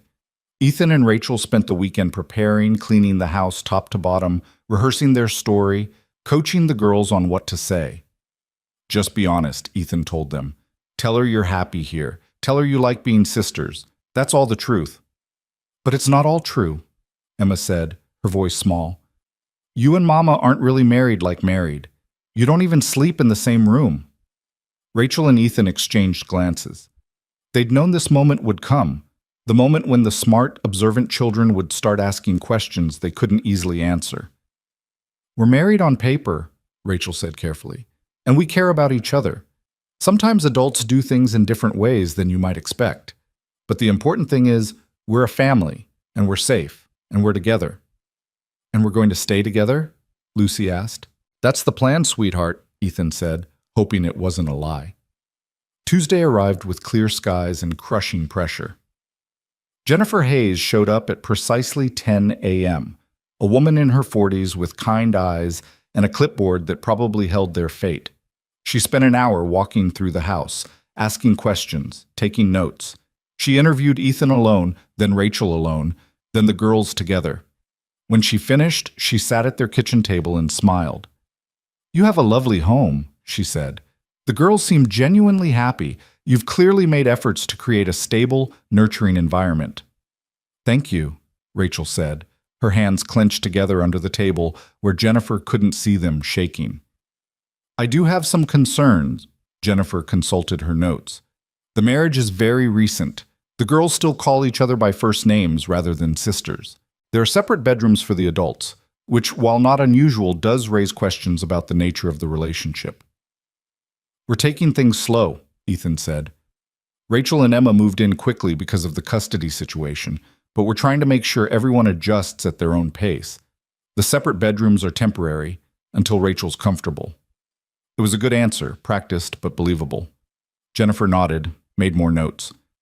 "I'll need to do a follow-up visit in 2 weeks. Then I'll submit my report to Judge Winters." She stood, shook their hands.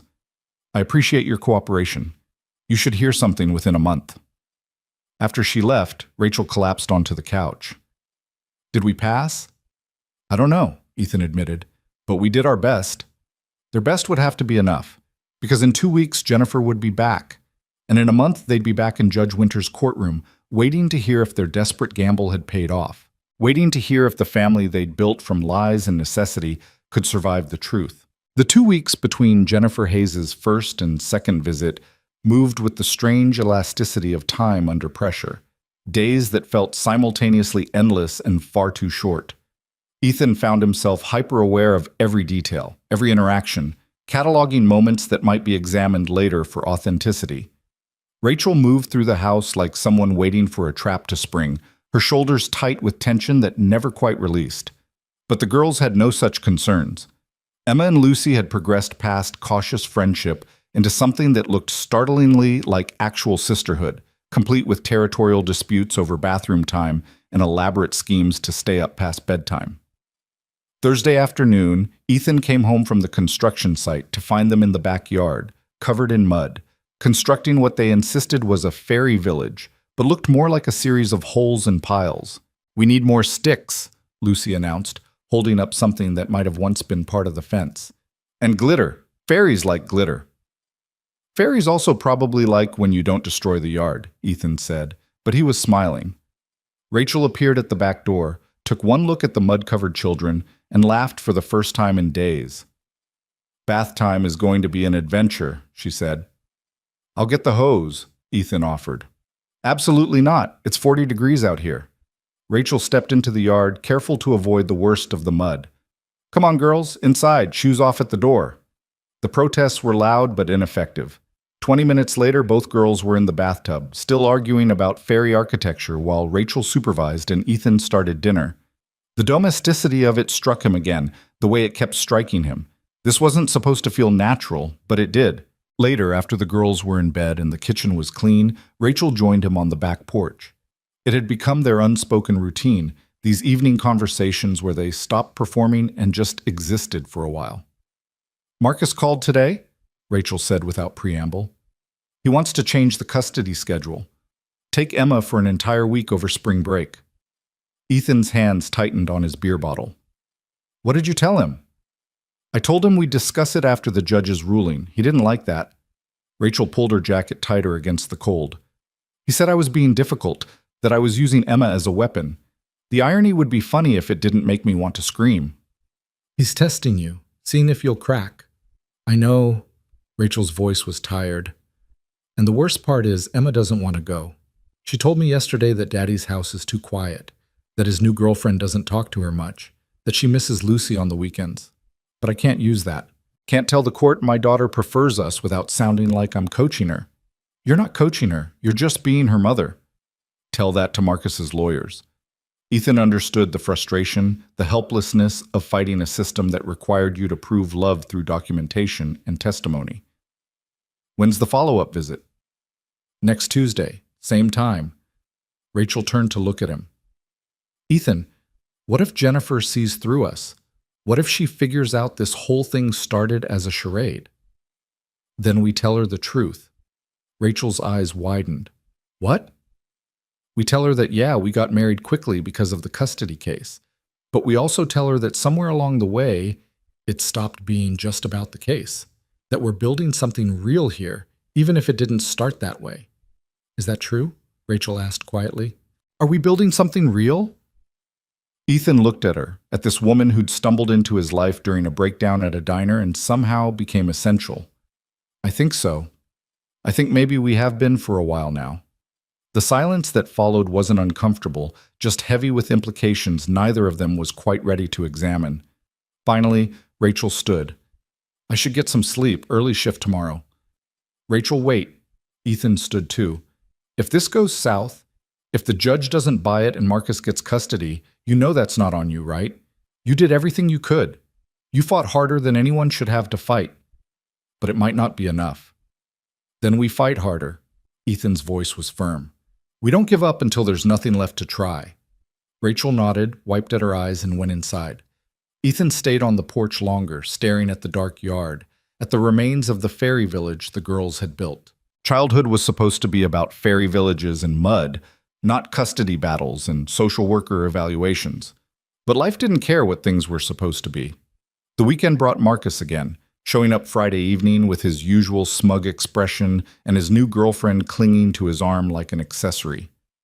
Ethan watched from the living room window as Rachel walked Emma out to the car, watched the way Marcus's girlfriend barely acknowledged the child, watched Emma's shoulders slump as she climbed into the back seat. "I hate him," Lucy said from beside Ethan, her small face pressed against the window. "He makes Emma sad." "Yeah, he does." "Can't you make him stop?" "I'm trying, sweetheart. Rachel came back inside looking gutted, moved straight to the kitchen without speaking. Ethan found her there 10 minutes later, gripping the counter like it was the only thing holding her up. "She didn't want to go," Rachel whispered. "She begged me to let her stay home. But if I don't comply with the custody order, Marcus will use it against me. So I made her go. I made my daughter get into a car with a man who sees her as a trophy, not a person. You didn't make her. The court made her. There's a difference." "Doesn't feel like there's a difference." Rachel's voice broke. "I'm her mother. I'm supposed to protect her." "You are protecting her. That's what all of this is about." Rachel turned to face him, tears streaming down her face. "What if it's not enough? What if we do everything right and the judge still gives him custody? What if I lose her anyway?" Ethan crossed the kitchen, pulled Rachel into his arms before he could think better of it. She stiffened for a moment, then collapsed against him, her whole body shaking with sobs she'd been holding in for weeks. He held her, one hand in her hair, the other solid against her back, and let her break because sometimes breaking was necessary. "You're not going to lose her," he said into her hair. "I won't let that happen." "You can't promise that." "Watch me." They stood there in the kitchen, holding each other, while Lucy watched from the doorway with wide, knowing eyes. Later, Ethan would wonder if that was the moment everything changed, the moment when the performance became reality. But right then, he just held Rachel and meant every impossible promise he was making. Sunday night, Emma came back subdued and quiet. She went straight to her room, wouldn't talk about the weekend, barely touched her dinner. Rachel tried to draw her out, but Emma just shook her head and asked to be alone. After she went to bed, Rachel sat on the couch looking defeated. "She's pulling away on," Rachel said. "Every weekend with him, she comes back a little more closed off." "She's protecting herself," Ethan said. "It's what kids do when they're stuck between two worlds." "I hate that she has to protect herself. I hate that my 7-year-old has to develop coping mechanisms for her own father." Monday brought another complication. Ethan's foreman called him into the office, sat him down with an expression that meant trouble. "Cole, I need to talk to you about your hours." Ethan had been bracing for this. The last month he'd been leaving early for school pickups, taking time off for court dates, missing overtime to be home for dinner. Construction sites didn't run on family schedules. "I know I've been asking for a lot of flexibility lately," Ethan said. "That's one way to put it." His foreman, a gruff man named Mike Rodriguez, who'd been in construction longer than Ethan had been alive, leaned back in his chair. "You've been my most reliable guy for 3 years. Now you're cutting out early, missing Saturdays, distracted on site. What's going on?"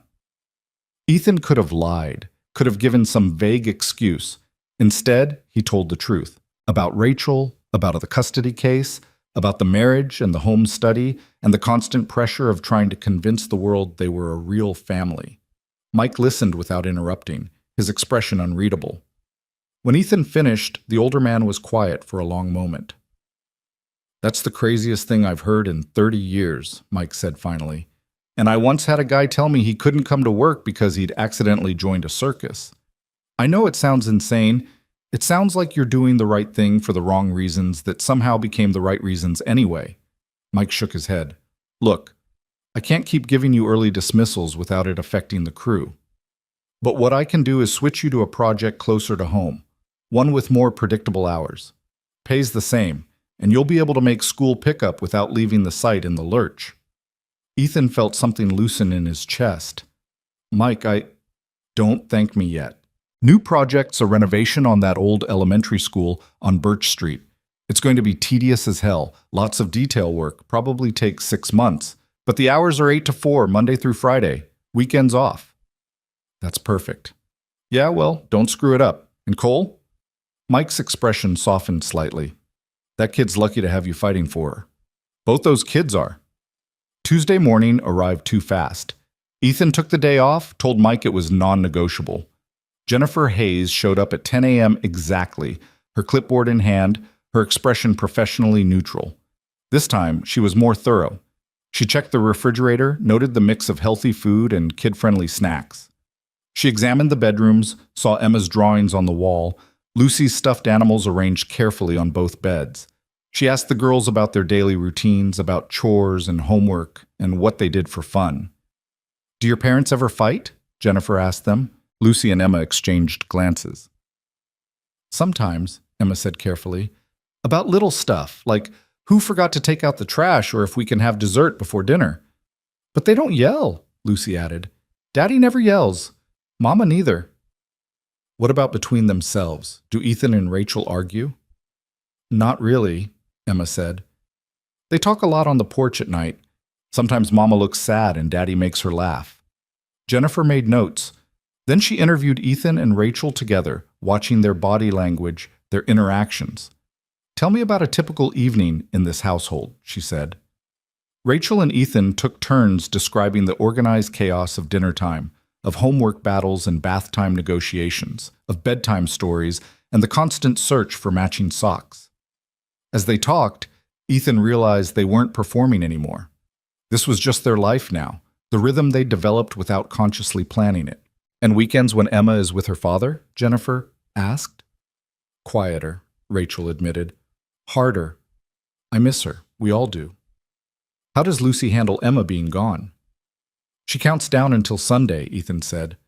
Asks every hour when her sister's coming home. Jennifer's pen scratched across paper. Emma, Lucy, you call each other sisters? Emma's my sister, Lucy said firmly.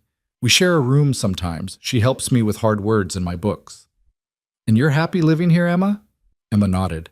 It's better than the apartment. I have space for my stuff, and Lucy's fun, and Mama smiles more now. Does she? Yeah. Before, when it was just us, Mama was always worried about money and stuff. Now she still worries, but not as much. Ethan fixes things so they don't break as much. Jennifer turned to Ethan. You've taken on a lot of responsibility very quickly. A wife, a stepdaughter, financial obligations.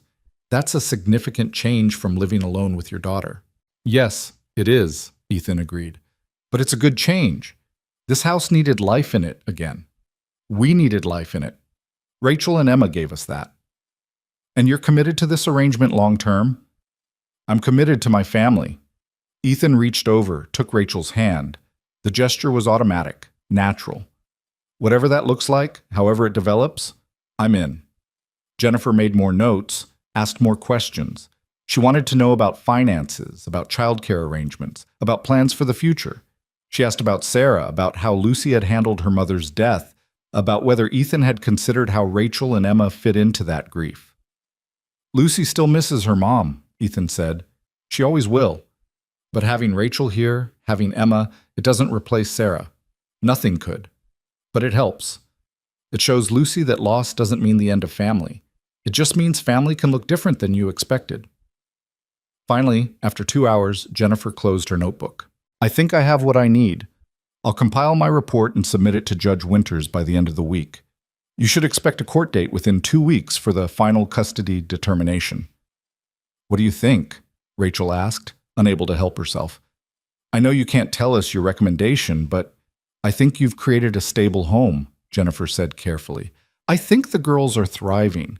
Whether that's enough to convince Judge Winters, I can't say.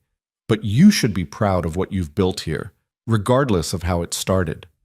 After she left, Rachel paced the living room while Ethan sat very still, processing. Whether that's enough, Rachel repeated. Regardless of how it started. She knows, Ethan. She knows this marriage was about the custody case. Maybe. But she also sees that it's become more than that. Has it? Rachel stopped pacing, faced him. Because I can't tell anymore. I don't know what's real and what's performance. I don't know if you're being nice because you're a good person or because the social worker might be watching. I don't know if this feeling in my chest when I look at you is gratitude or something else. I don't know anything anymore except that I'm terrified of losing Emma, and I'm equally terrified of what happens after the ruling, when we don't have to pretend anymore. Ethan stood, crossed to her. What if we're not pretending? We got married in a courthouse after knowing each other for 12 hours. That's not real, Ethan. That's desperation. It started as desperation, Ethan agreed. But desperation doesn't make dinner every night. Desperation doesn't help with homework and fix cars and hold you when you cry. Desperation doesn't feel like this. Like what? Like coming home actually means something again. Rachel stared at him, her eyes wide, her breath coming fast. You can't say things like that. Why not? Because what happens when the judge rules? If we win, if I get custody, we don't need this marriage anymore. We can get divorced, go back to our separate lives. If we lose, her voice broke. If we lose, I don't know what I'll do, but I can't drag you down with me. You're not dragging me anywhere. Ethan took her hands. Rachel, listen to me. I didn't plan this. I didn't plan to care about you, to look forward to your terrible singing in the morning, or the way you reorganize my kitchen cabinets when you're stressed. I didn't plan to love watching you be a mother, to respect the hell out of how hard you fight. But here we are. Here we are, Rachel echoed, tears streaming down her face. Married to a stranger who became something else entirely. Is that so terrible? Before Rachel could answer, Lucy appeared in the doorway. Daddy? Emma's crying in her room. She won't tell me why. The moment shattered. Rachel pulled away, wiped her eyes, headed for the stairs. Ethan followed, found Emma curled on her bed, her stuffed rabbit clutched to her chest. Baby, what's wrong? Rachel sat on the bed, pulled Emma into her lap. I don't want to go to Daddy's this weekend, Emma sobbed. I want to stay here. Why can't I just stay here? Rachel looked at Ethan over Emma's head, her expression breaking. This was the reality of their situation. A 7-year-old crying because the system forced her to split her life between two houses, two parents who couldn't be in the same room without lawyers present. Ethan sat on the other side of Emma, his large hand gentle on her small back. I know it's hard, Em. I know you wish things were different. Can't you tell the judge I want to stay here? Can't someone ask me? The judge knows, Rachel said, her voice thick with tears. But sometimes grown-ups have to follow rules even when the rules don't make sense. Just a little longer, baby. We're going to court soon and then we'll know for sure where you'll live. I want to live here. With you and Ethan and Lucy. This is my home. Lucy crawled onto the bed too, wrapped her arms around Emma. You're my sister. Sisters live together. The four of them sat there on Emma's bed, tangled together, and Ethan felt something solidify in his chest. This wasn't about legal strategy anymore. This wasn't about beating Marcus or impressing a judge.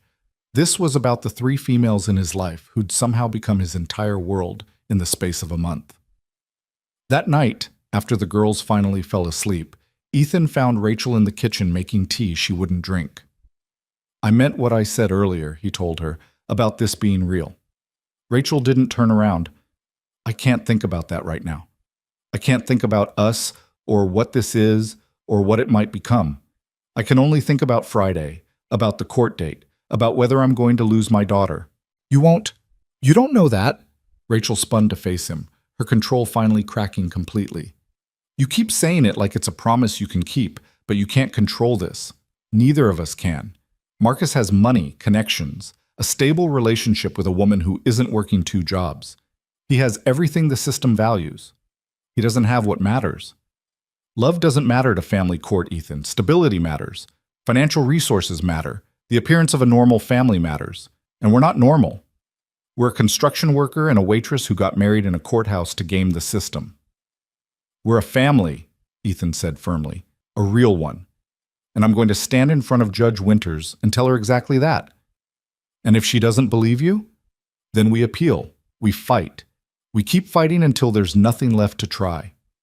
Rachel slumped against the counter. I'm so tired of fighting. I know, but you're not fighting alone anymore. Ethan moved closer. That's what you don't seem to understand. You've been carrying this by yourself for so long you forgot what it feels like to have backup. But you have it now. You have me. You have Lucy. You have a home that's not going anywhere regardless of what happens in court. You'd really do that?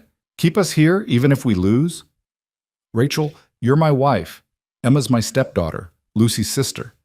Those aren't temporary titles just because the circumstances that created them were unusual.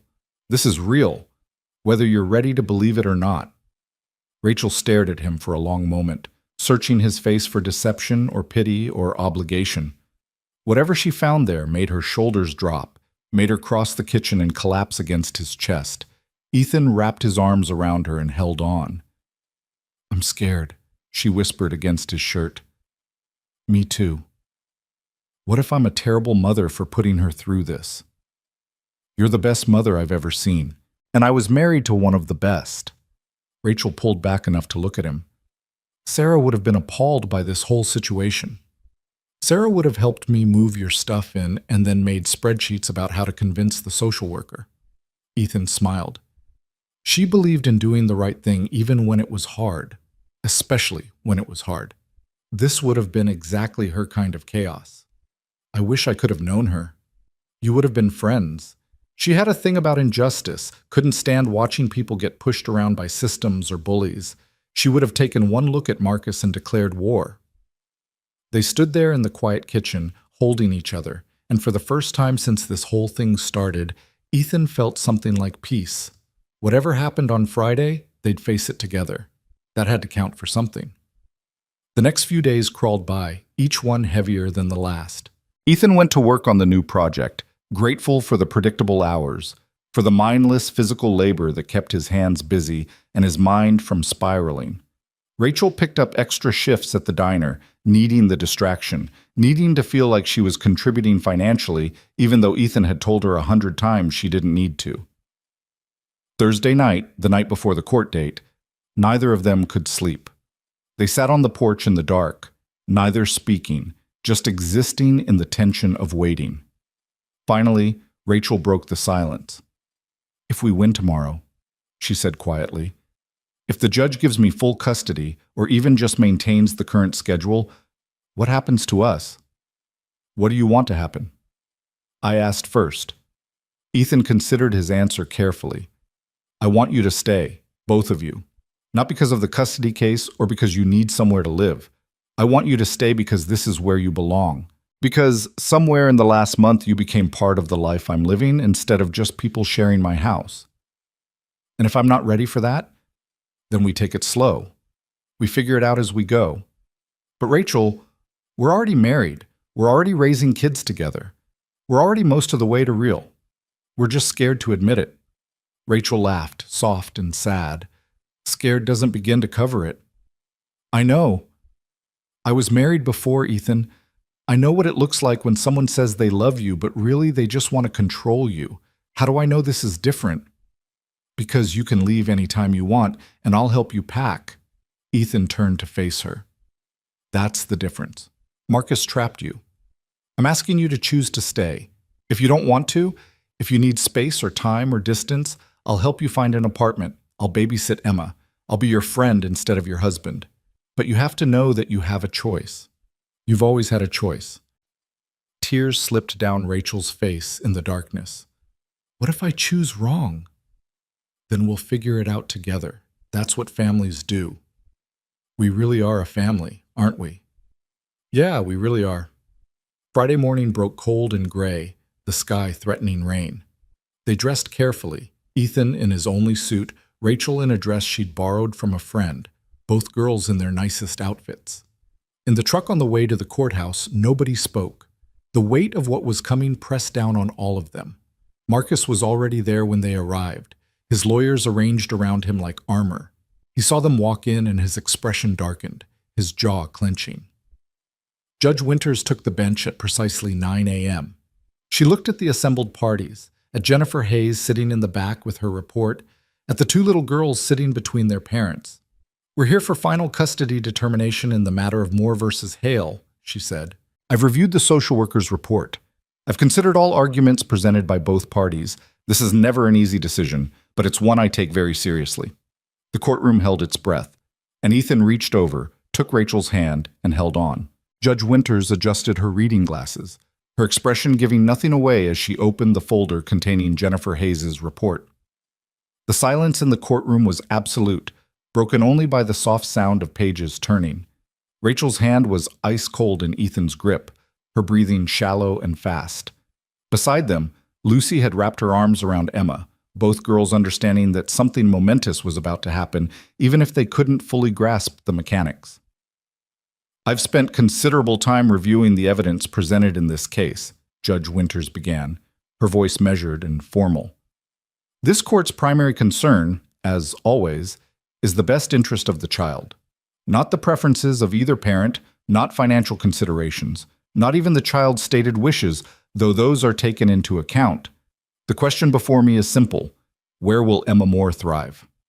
Marcus shifted forward in his seat, his lawyers flanking him like guards. One of them, Bradshaw, stood smoothly. Your Honor, if I may— You may not, Mr. Bradshaw. Sit down. I've heard your arguments extensively over the past 2 months. Right now, I'm going to tell you what I've decided, and you're going to listen. Bradshaw sat, though his expression suggested he wasn't accustomed to being silenced. Marcus's face had gone red, a vein pulsing in his temple. Judge Winters continued. Mr. Hale, you presented a compelling case on paper. Stable income, excellent housing, a seemingly committed relationship. Your attorneys painted a picture of chaos and instability in Mrs. Cole's life, of a mother too busy working to adequately care for her daughter, of living situations that changed on a whim. Rachel's hand trembled in Ethan's. He squeezed tighter, trying to transmit strength he wasn't sure he possessed.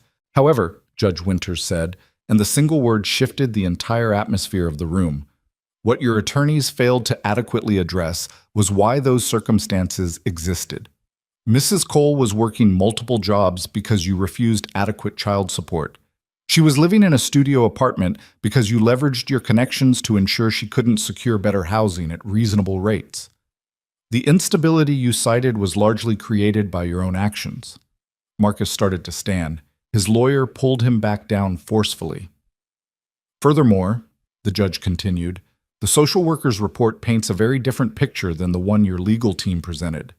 Ms. Hayes conducted extensive interviews and 2 separate home visits. Her findings are quite illuminating. Judge Winters looked directly at Rachel and Ethan. Mrs. Cole, when you first appeared before this court with a marriage certificate dated the morning of your hearing, I was skeptical. The timing was suspicious, the circumstances unusual. I ordered the home study not to punish you, but to determine whether this marriage was a genuine attempt at building a stable family or simply a legal maneuver. Your Honor, Patricia Chen stood. My client has been forthcoming about— Ms. Chen, please sit. I'm not finished.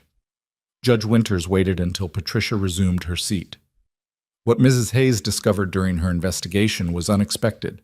She found a household that, despite its unconventional origin, functions remarkably well. 2 children who have bonded as siblings. A couple who, regardless of how their relationship began, have created a genuinely supportive partnership. Most importantly, she found a child who is thriving. Emma pressed closer to Lucy, her eyes wide. Rachel was crying silently, tears streaming down her face. Ms. Hayes also noted some concerning findings from her interviews with Emma regarding her time at Mr. Hale's residence. Emma reported feeling ignored by Mr. Hale's girlfriend, isolated during visits, and uncertain about her place in that household. When asked where she felt most at home, Emma was unequivocal, with her mother. That's coaching, Marcus burst out, finally unable to contain himself. Rachel obviously told her what to say. Mr. Hale, I'm going to warn you one final time. Sit down and be quiet, or I will have you removed and make my ruling in your absence. Marcus sat, but fury radiated from him in waves. His girlfriend, sitting behind him, had gone pale. Judge Winters looked down at her notes.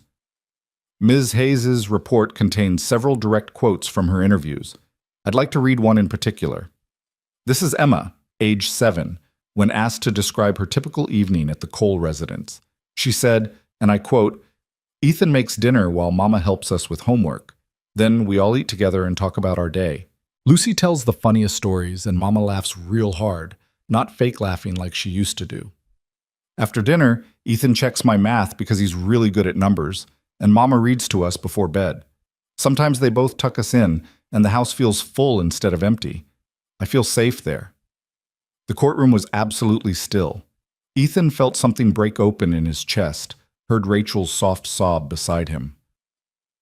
A house that feels full instead of empty, Judge Winters repeated. A child who feels safe. That is the standard by which I must measure.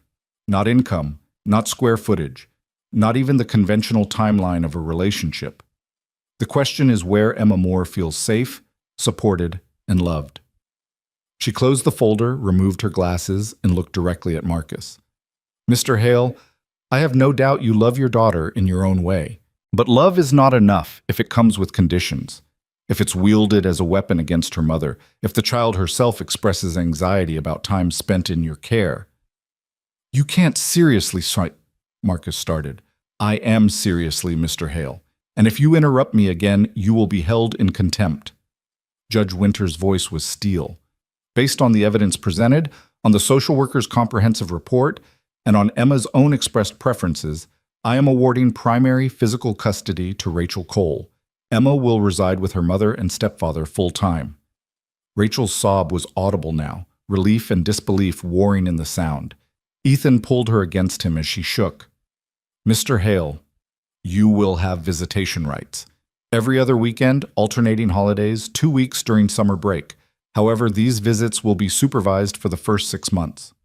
"Supervised?" Marcus shot to his feet, ignoring his lawyer's attempts to restrain him.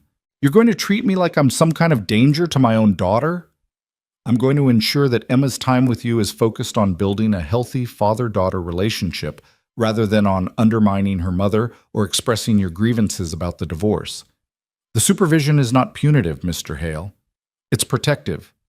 If you demonstrate that you can maintain appropriate boundaries and prioritize Emma's emotional well-being, the supervision requirement will be lifted." Bradshaw finally got Marcus to sit down, though the man looked like he wanted to flip the table. His face was purple with rage, his hands clenched so tight his knuckles had gone white. Judge Winters turned back to Rachel and Ethan. "Mrs. Cole, Mr. Cole, I want to be very clear about something. This ruling is based on the stability you have demonstrated over the past 6 weeks. It's based on Emma's well-being and her expressed comfort in your home. However, this court will be monitoring the situation.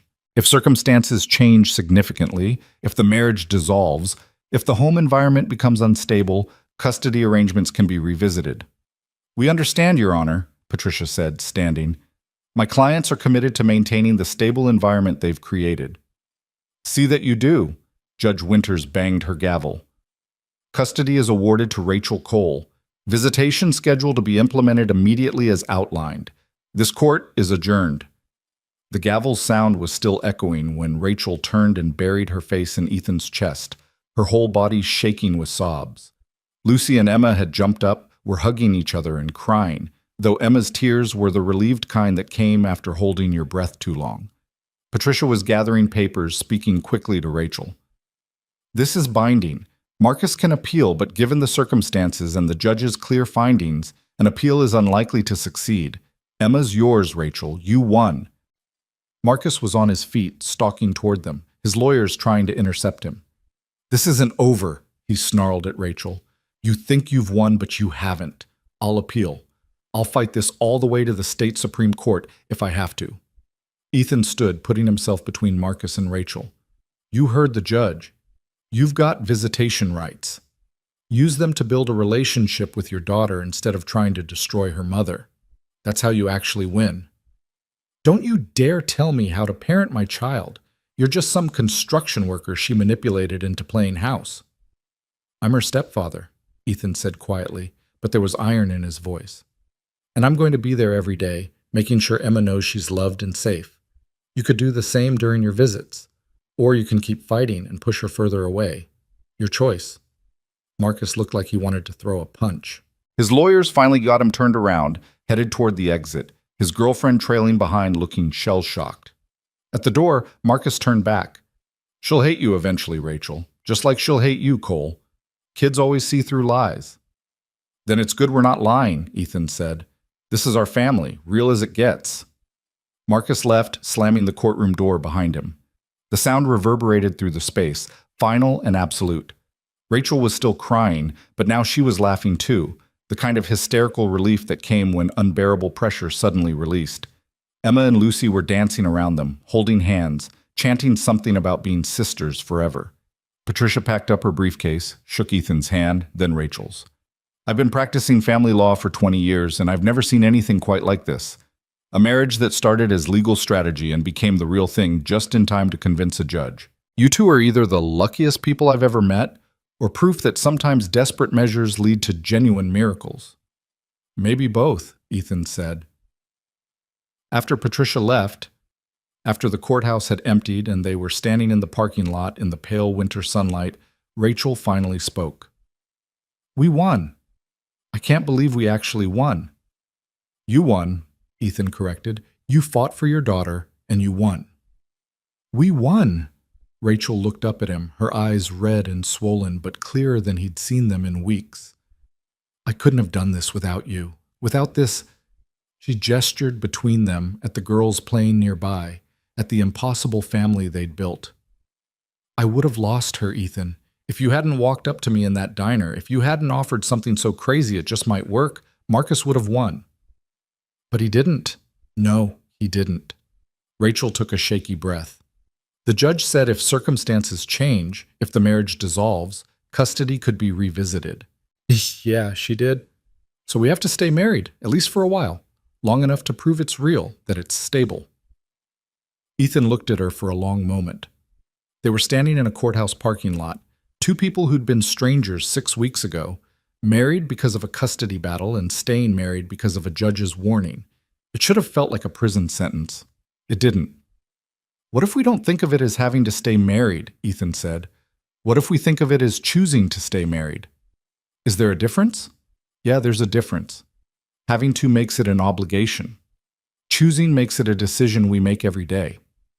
Rachel studied his face. You'd really choose this? Choose me and Emma and all the complications that come with us? I already did. That first night in the diner. Every day since then has just been me recommitting to that choice. Even though it's messy and complicated and we got married for all the wrong reasons? We got married for exactly the right reason, to protect a kid who needed protecting. Everything else we figured out along the way. Ethan reached out, tucked a strand of hair behind her ear.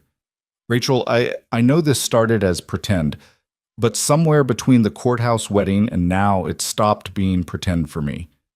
I don't know exactly when it happened, but I know what I feel is real. What do you feel?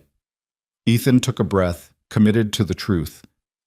I feel like I want you to stay not because a judge said you should, but because coming home to you and the girls is the best part of my day. I feel like watching you be a mother makes me want to be a better father. I feel like we've built something worth keeping, worth fighting for, worth choosing every single day, even when it's hard.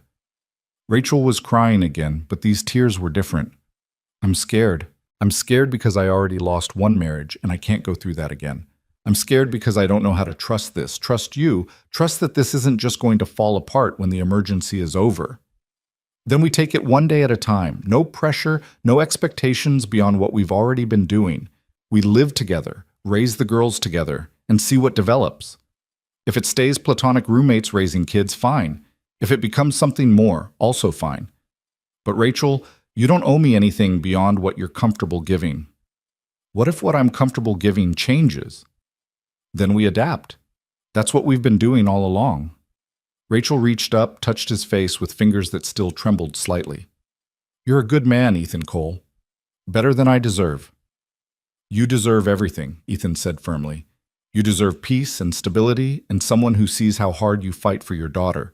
You deserve a partner, not a controller. You deserve to build a life that makes you happy. I think I'm building that life right now. With you. They stood there in the parking lot, the cold wind whipping around them, while their daughters played tag between the cars, shrieking with laughter. This was their family, built from desperation and necessity and something that looked a lot like fate. The drive home was celebratory, the girls singing in the back seat, Rachel making calls to tell friends the good news, Ethan navigating familiar streets that led to a house that had stopped being just his and started being theirs. When they pulled into the driveway, Emma and Lucy tumbled out of the truck, racing to the door. Can we have ice cream to celebrate? Lucy called back. It's 10:30 in the morning, Rachel said. Exactly. Ice cream for breakfast because we're celebrating. Rachel looked at Ethan, who shrugged. They've got a point. This is a special occasion. You're terrible at discipline. Yeah, but I make good ice cream sundaes. They ended up in the kitchen, making elaborate sundaes with every topping they could find, making a mess that would take an hour to clean up, not caring because this moment was worth capturing and holding on to. Emma ate her ice cream with a smile that looked like she'd been holding it prisoner for months, finally released. Lucy was already planning how they'd rearrange Emma's room now that she was staying permanently. After the sugar high faded and the girls went upstairs to play, Rachel started cleaning the kitchen. Ethan joined her, working in the comfortable silence they'd developed over weeks of shared domesticity. When the dishes were done and the counters wiped down, Rachel leaned against the sink and looked at him. What happens now? She asked. We've won the custody case. Emma's safe. We don't have to pretend anymore. Is that what we've been doing? Pretending? I don't know what we've been doing. Ethan dried his hands on a towel, turned to face her fully. I think we've been building a life.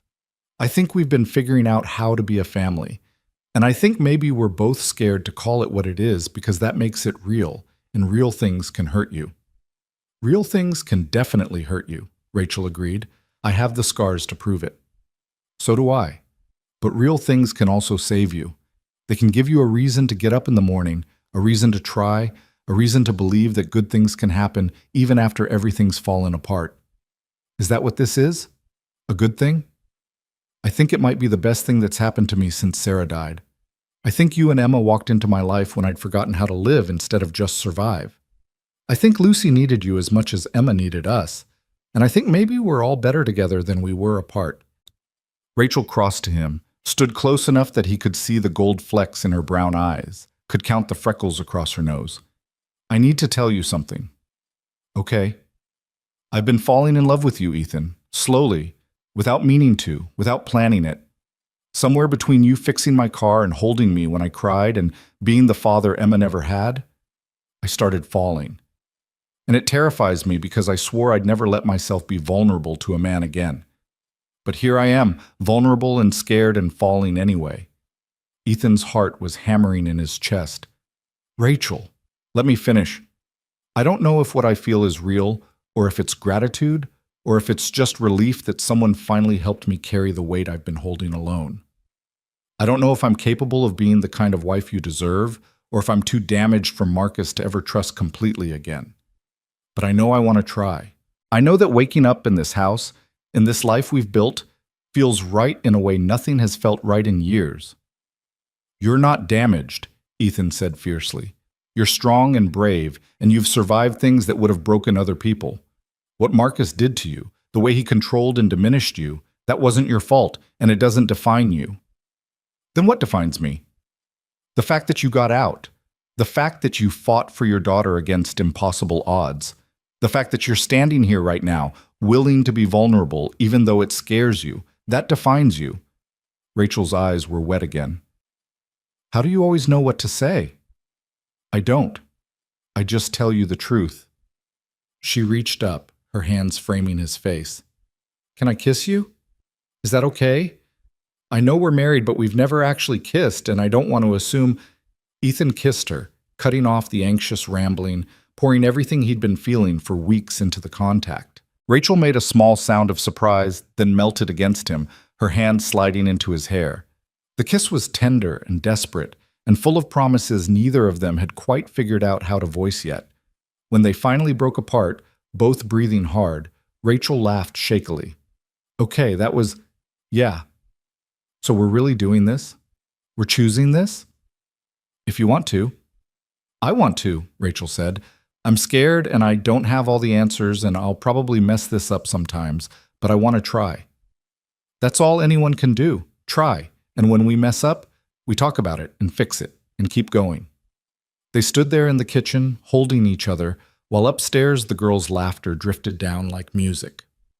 This was their life now, messy and complicated and built on a foundation that started as lies but became truth through the simple act of showing up every day. That evening, they ordered pizza and had an impromptu celebration. Ethan invited Mrs. Chen from next door, who'd been watching the saga unfold with grandmotherly concern.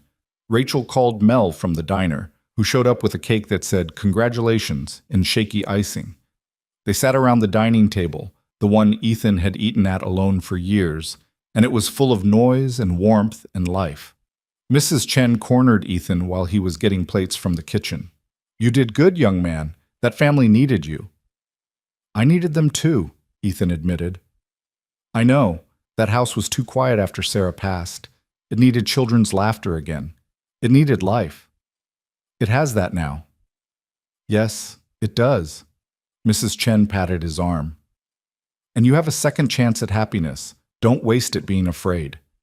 Ethan thought about that later, after everyone had gone home and the girls were in bed, when he and Rachel found themselves on the back porch again in their customary chairs. Second chances were rare things, precious and fragile. You didn't waste them. I was thinking, Rachel said into the quiet night, about what the judge said, about circumstances changing. Yeah? We should probably make this real. The marriage, I mean, not just legally, but actually real. Ethan turned to look at her. What exactly are you proposing? I'm proposing that we stop sleeping in separate rooms, that we stop acting like roommates who are putting on a show and start being actual partners. That we take this seriously because I think, she paused, gathering courage, I think we could be really good together if we let ourselves try. You want to move into my room? I want us to have a room, together. I want to wake up next to you and not pretend it's just for show. I want Emma and Lucy to see what a healthy relationship looks like. I want to give this a real shot. Ethan's heart was racing again, hope and fear tangled together. You're sure? I'm terrified, but I'm sure. Rachel reached across the space between their chairs, found his hand. Unless you don't want that, unless you're happy with how things are. I'm not happy with how things are, Ethan said.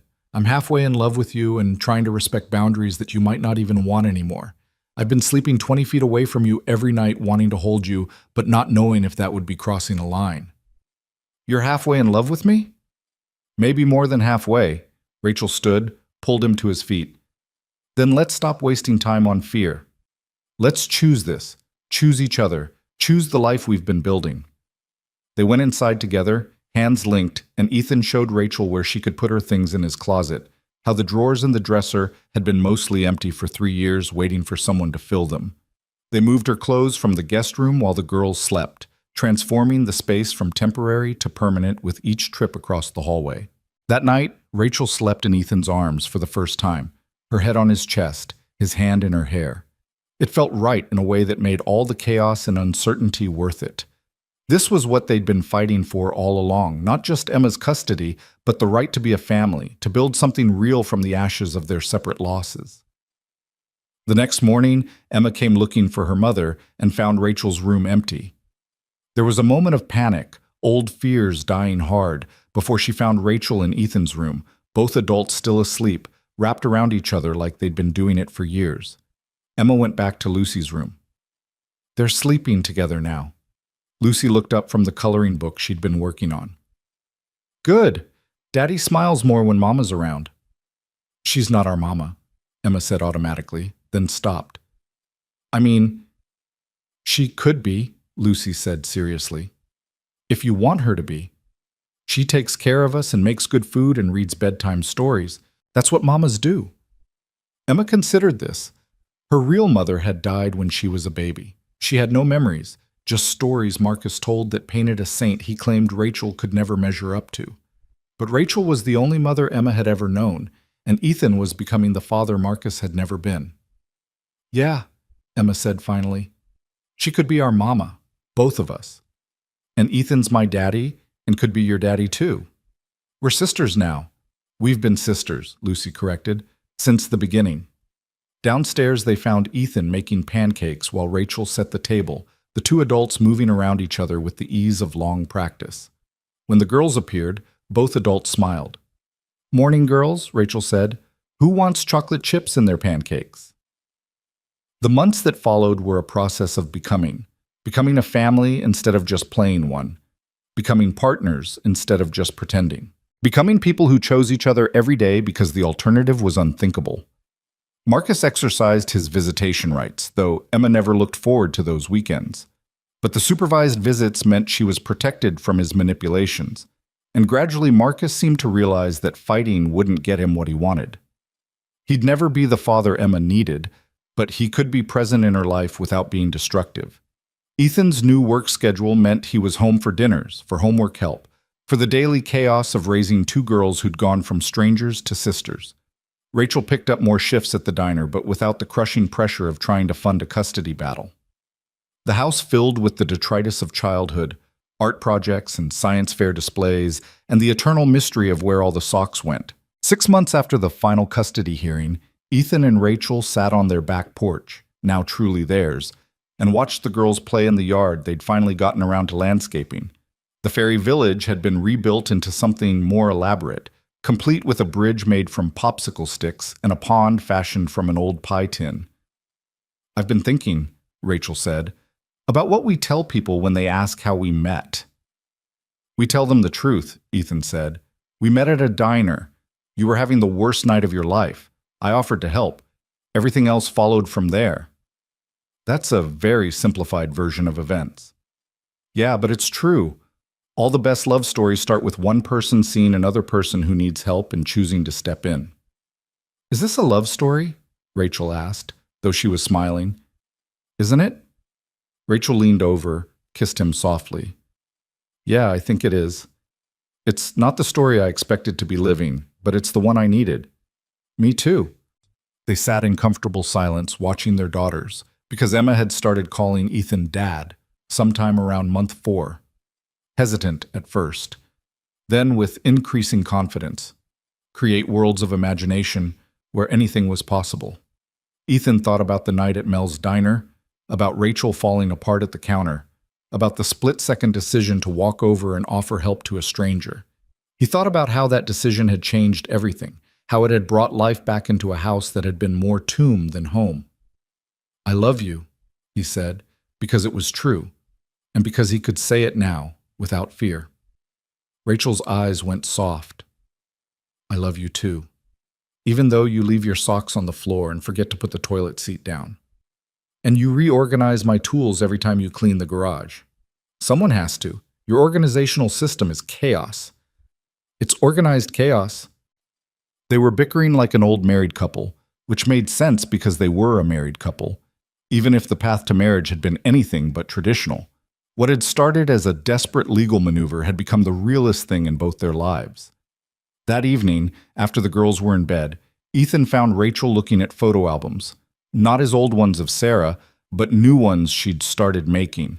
Pictures of their blended family, documentation of the life they were building. There was the first day of school for both girls, Emma and Lucy standing together in new clothes, backpacks too big for their small frames. There was Halloween, when they'd gone as characters from the same book, because Lucy had insisted sisters should coordinate costumes. There was Thanksgiving, their first real holiday together, the table crowded with friends and makeshift family. "I want to add to this," Rachel said, holding up a recent photo of all 4 of them at the park, windblown and laughing. "I want more memories, more moments, more proof that this is real." "It's real," Ethan assured her. "Every bit of it." "I know, but I want—" She paused, gathering courage for what she needed to say. "I want to renew our vows, actually mean them this time. Have a real wedding with the girls there and our friends, and not just a courthouse ceremony we rush through to meet a deadline." Ethan stared at her. "You want to marry me again?" "I want to marry you for real this time. I want to stand up in front of people and promise to love you, to choose you, to build this life with you. I want Emma and Lucy to be part of it, to see that families can be made and chosen and real even when they don't start traditionally." "When?" "I don't know. Spring, maybe? When the weather's nice and we can have it in the backyard with everyone who helped us get here." Rachel looked nervous. "Unless you think it's silly, we're already legally married. Maybe it's redundant." Ethan kissed her quiet. "It's not silly. It's perfect. Let's get married again, for real this time, and mean every word." They planned the renewal for April on a Saturday when the cherry trees in the backyard were in full bloom. It wasn't elaborate, just a simple ceremony with a minister who understood that sometimes the best love stories had complicated origins. Mrs. Chen was there, and Mel from the diner, and Patricia Chen, who'd fought for them in court. Ethan's crew from the construction site showed up in uncomfortable suits, and Rachel's friends from work came bearing casseroles and well wishes. Emma and Lucy stood up with them, both in matching purple dresses because purple was still Emma's favorite color, and Lucy had declared that sisters should match for important events.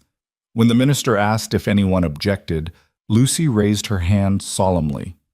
"I object to this taking so long because I'm hungry and there's cake." The laughter that rippled through their assembled friends felt like benediction. This was family, messy and imperfect and absolutely right. Ethan and Rachel exchanged new vows, these ones written themselves instead of recited from a standard script. Rachel promised to choose Ethan every day, to build a life of trust and partnership, to never let fear silence her voice.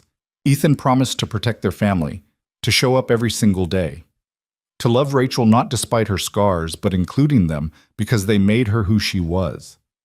When they kissed, the girls cheered. When they turned to face their friends as a family, all four of them holding hands, the applause was genuine and warm. This was how it was supposed to work, Ethan thought. Not the fairy tale version where everything was easy, but the real version where you fought for what mattered and built something worth keeping from the ruins of what came before.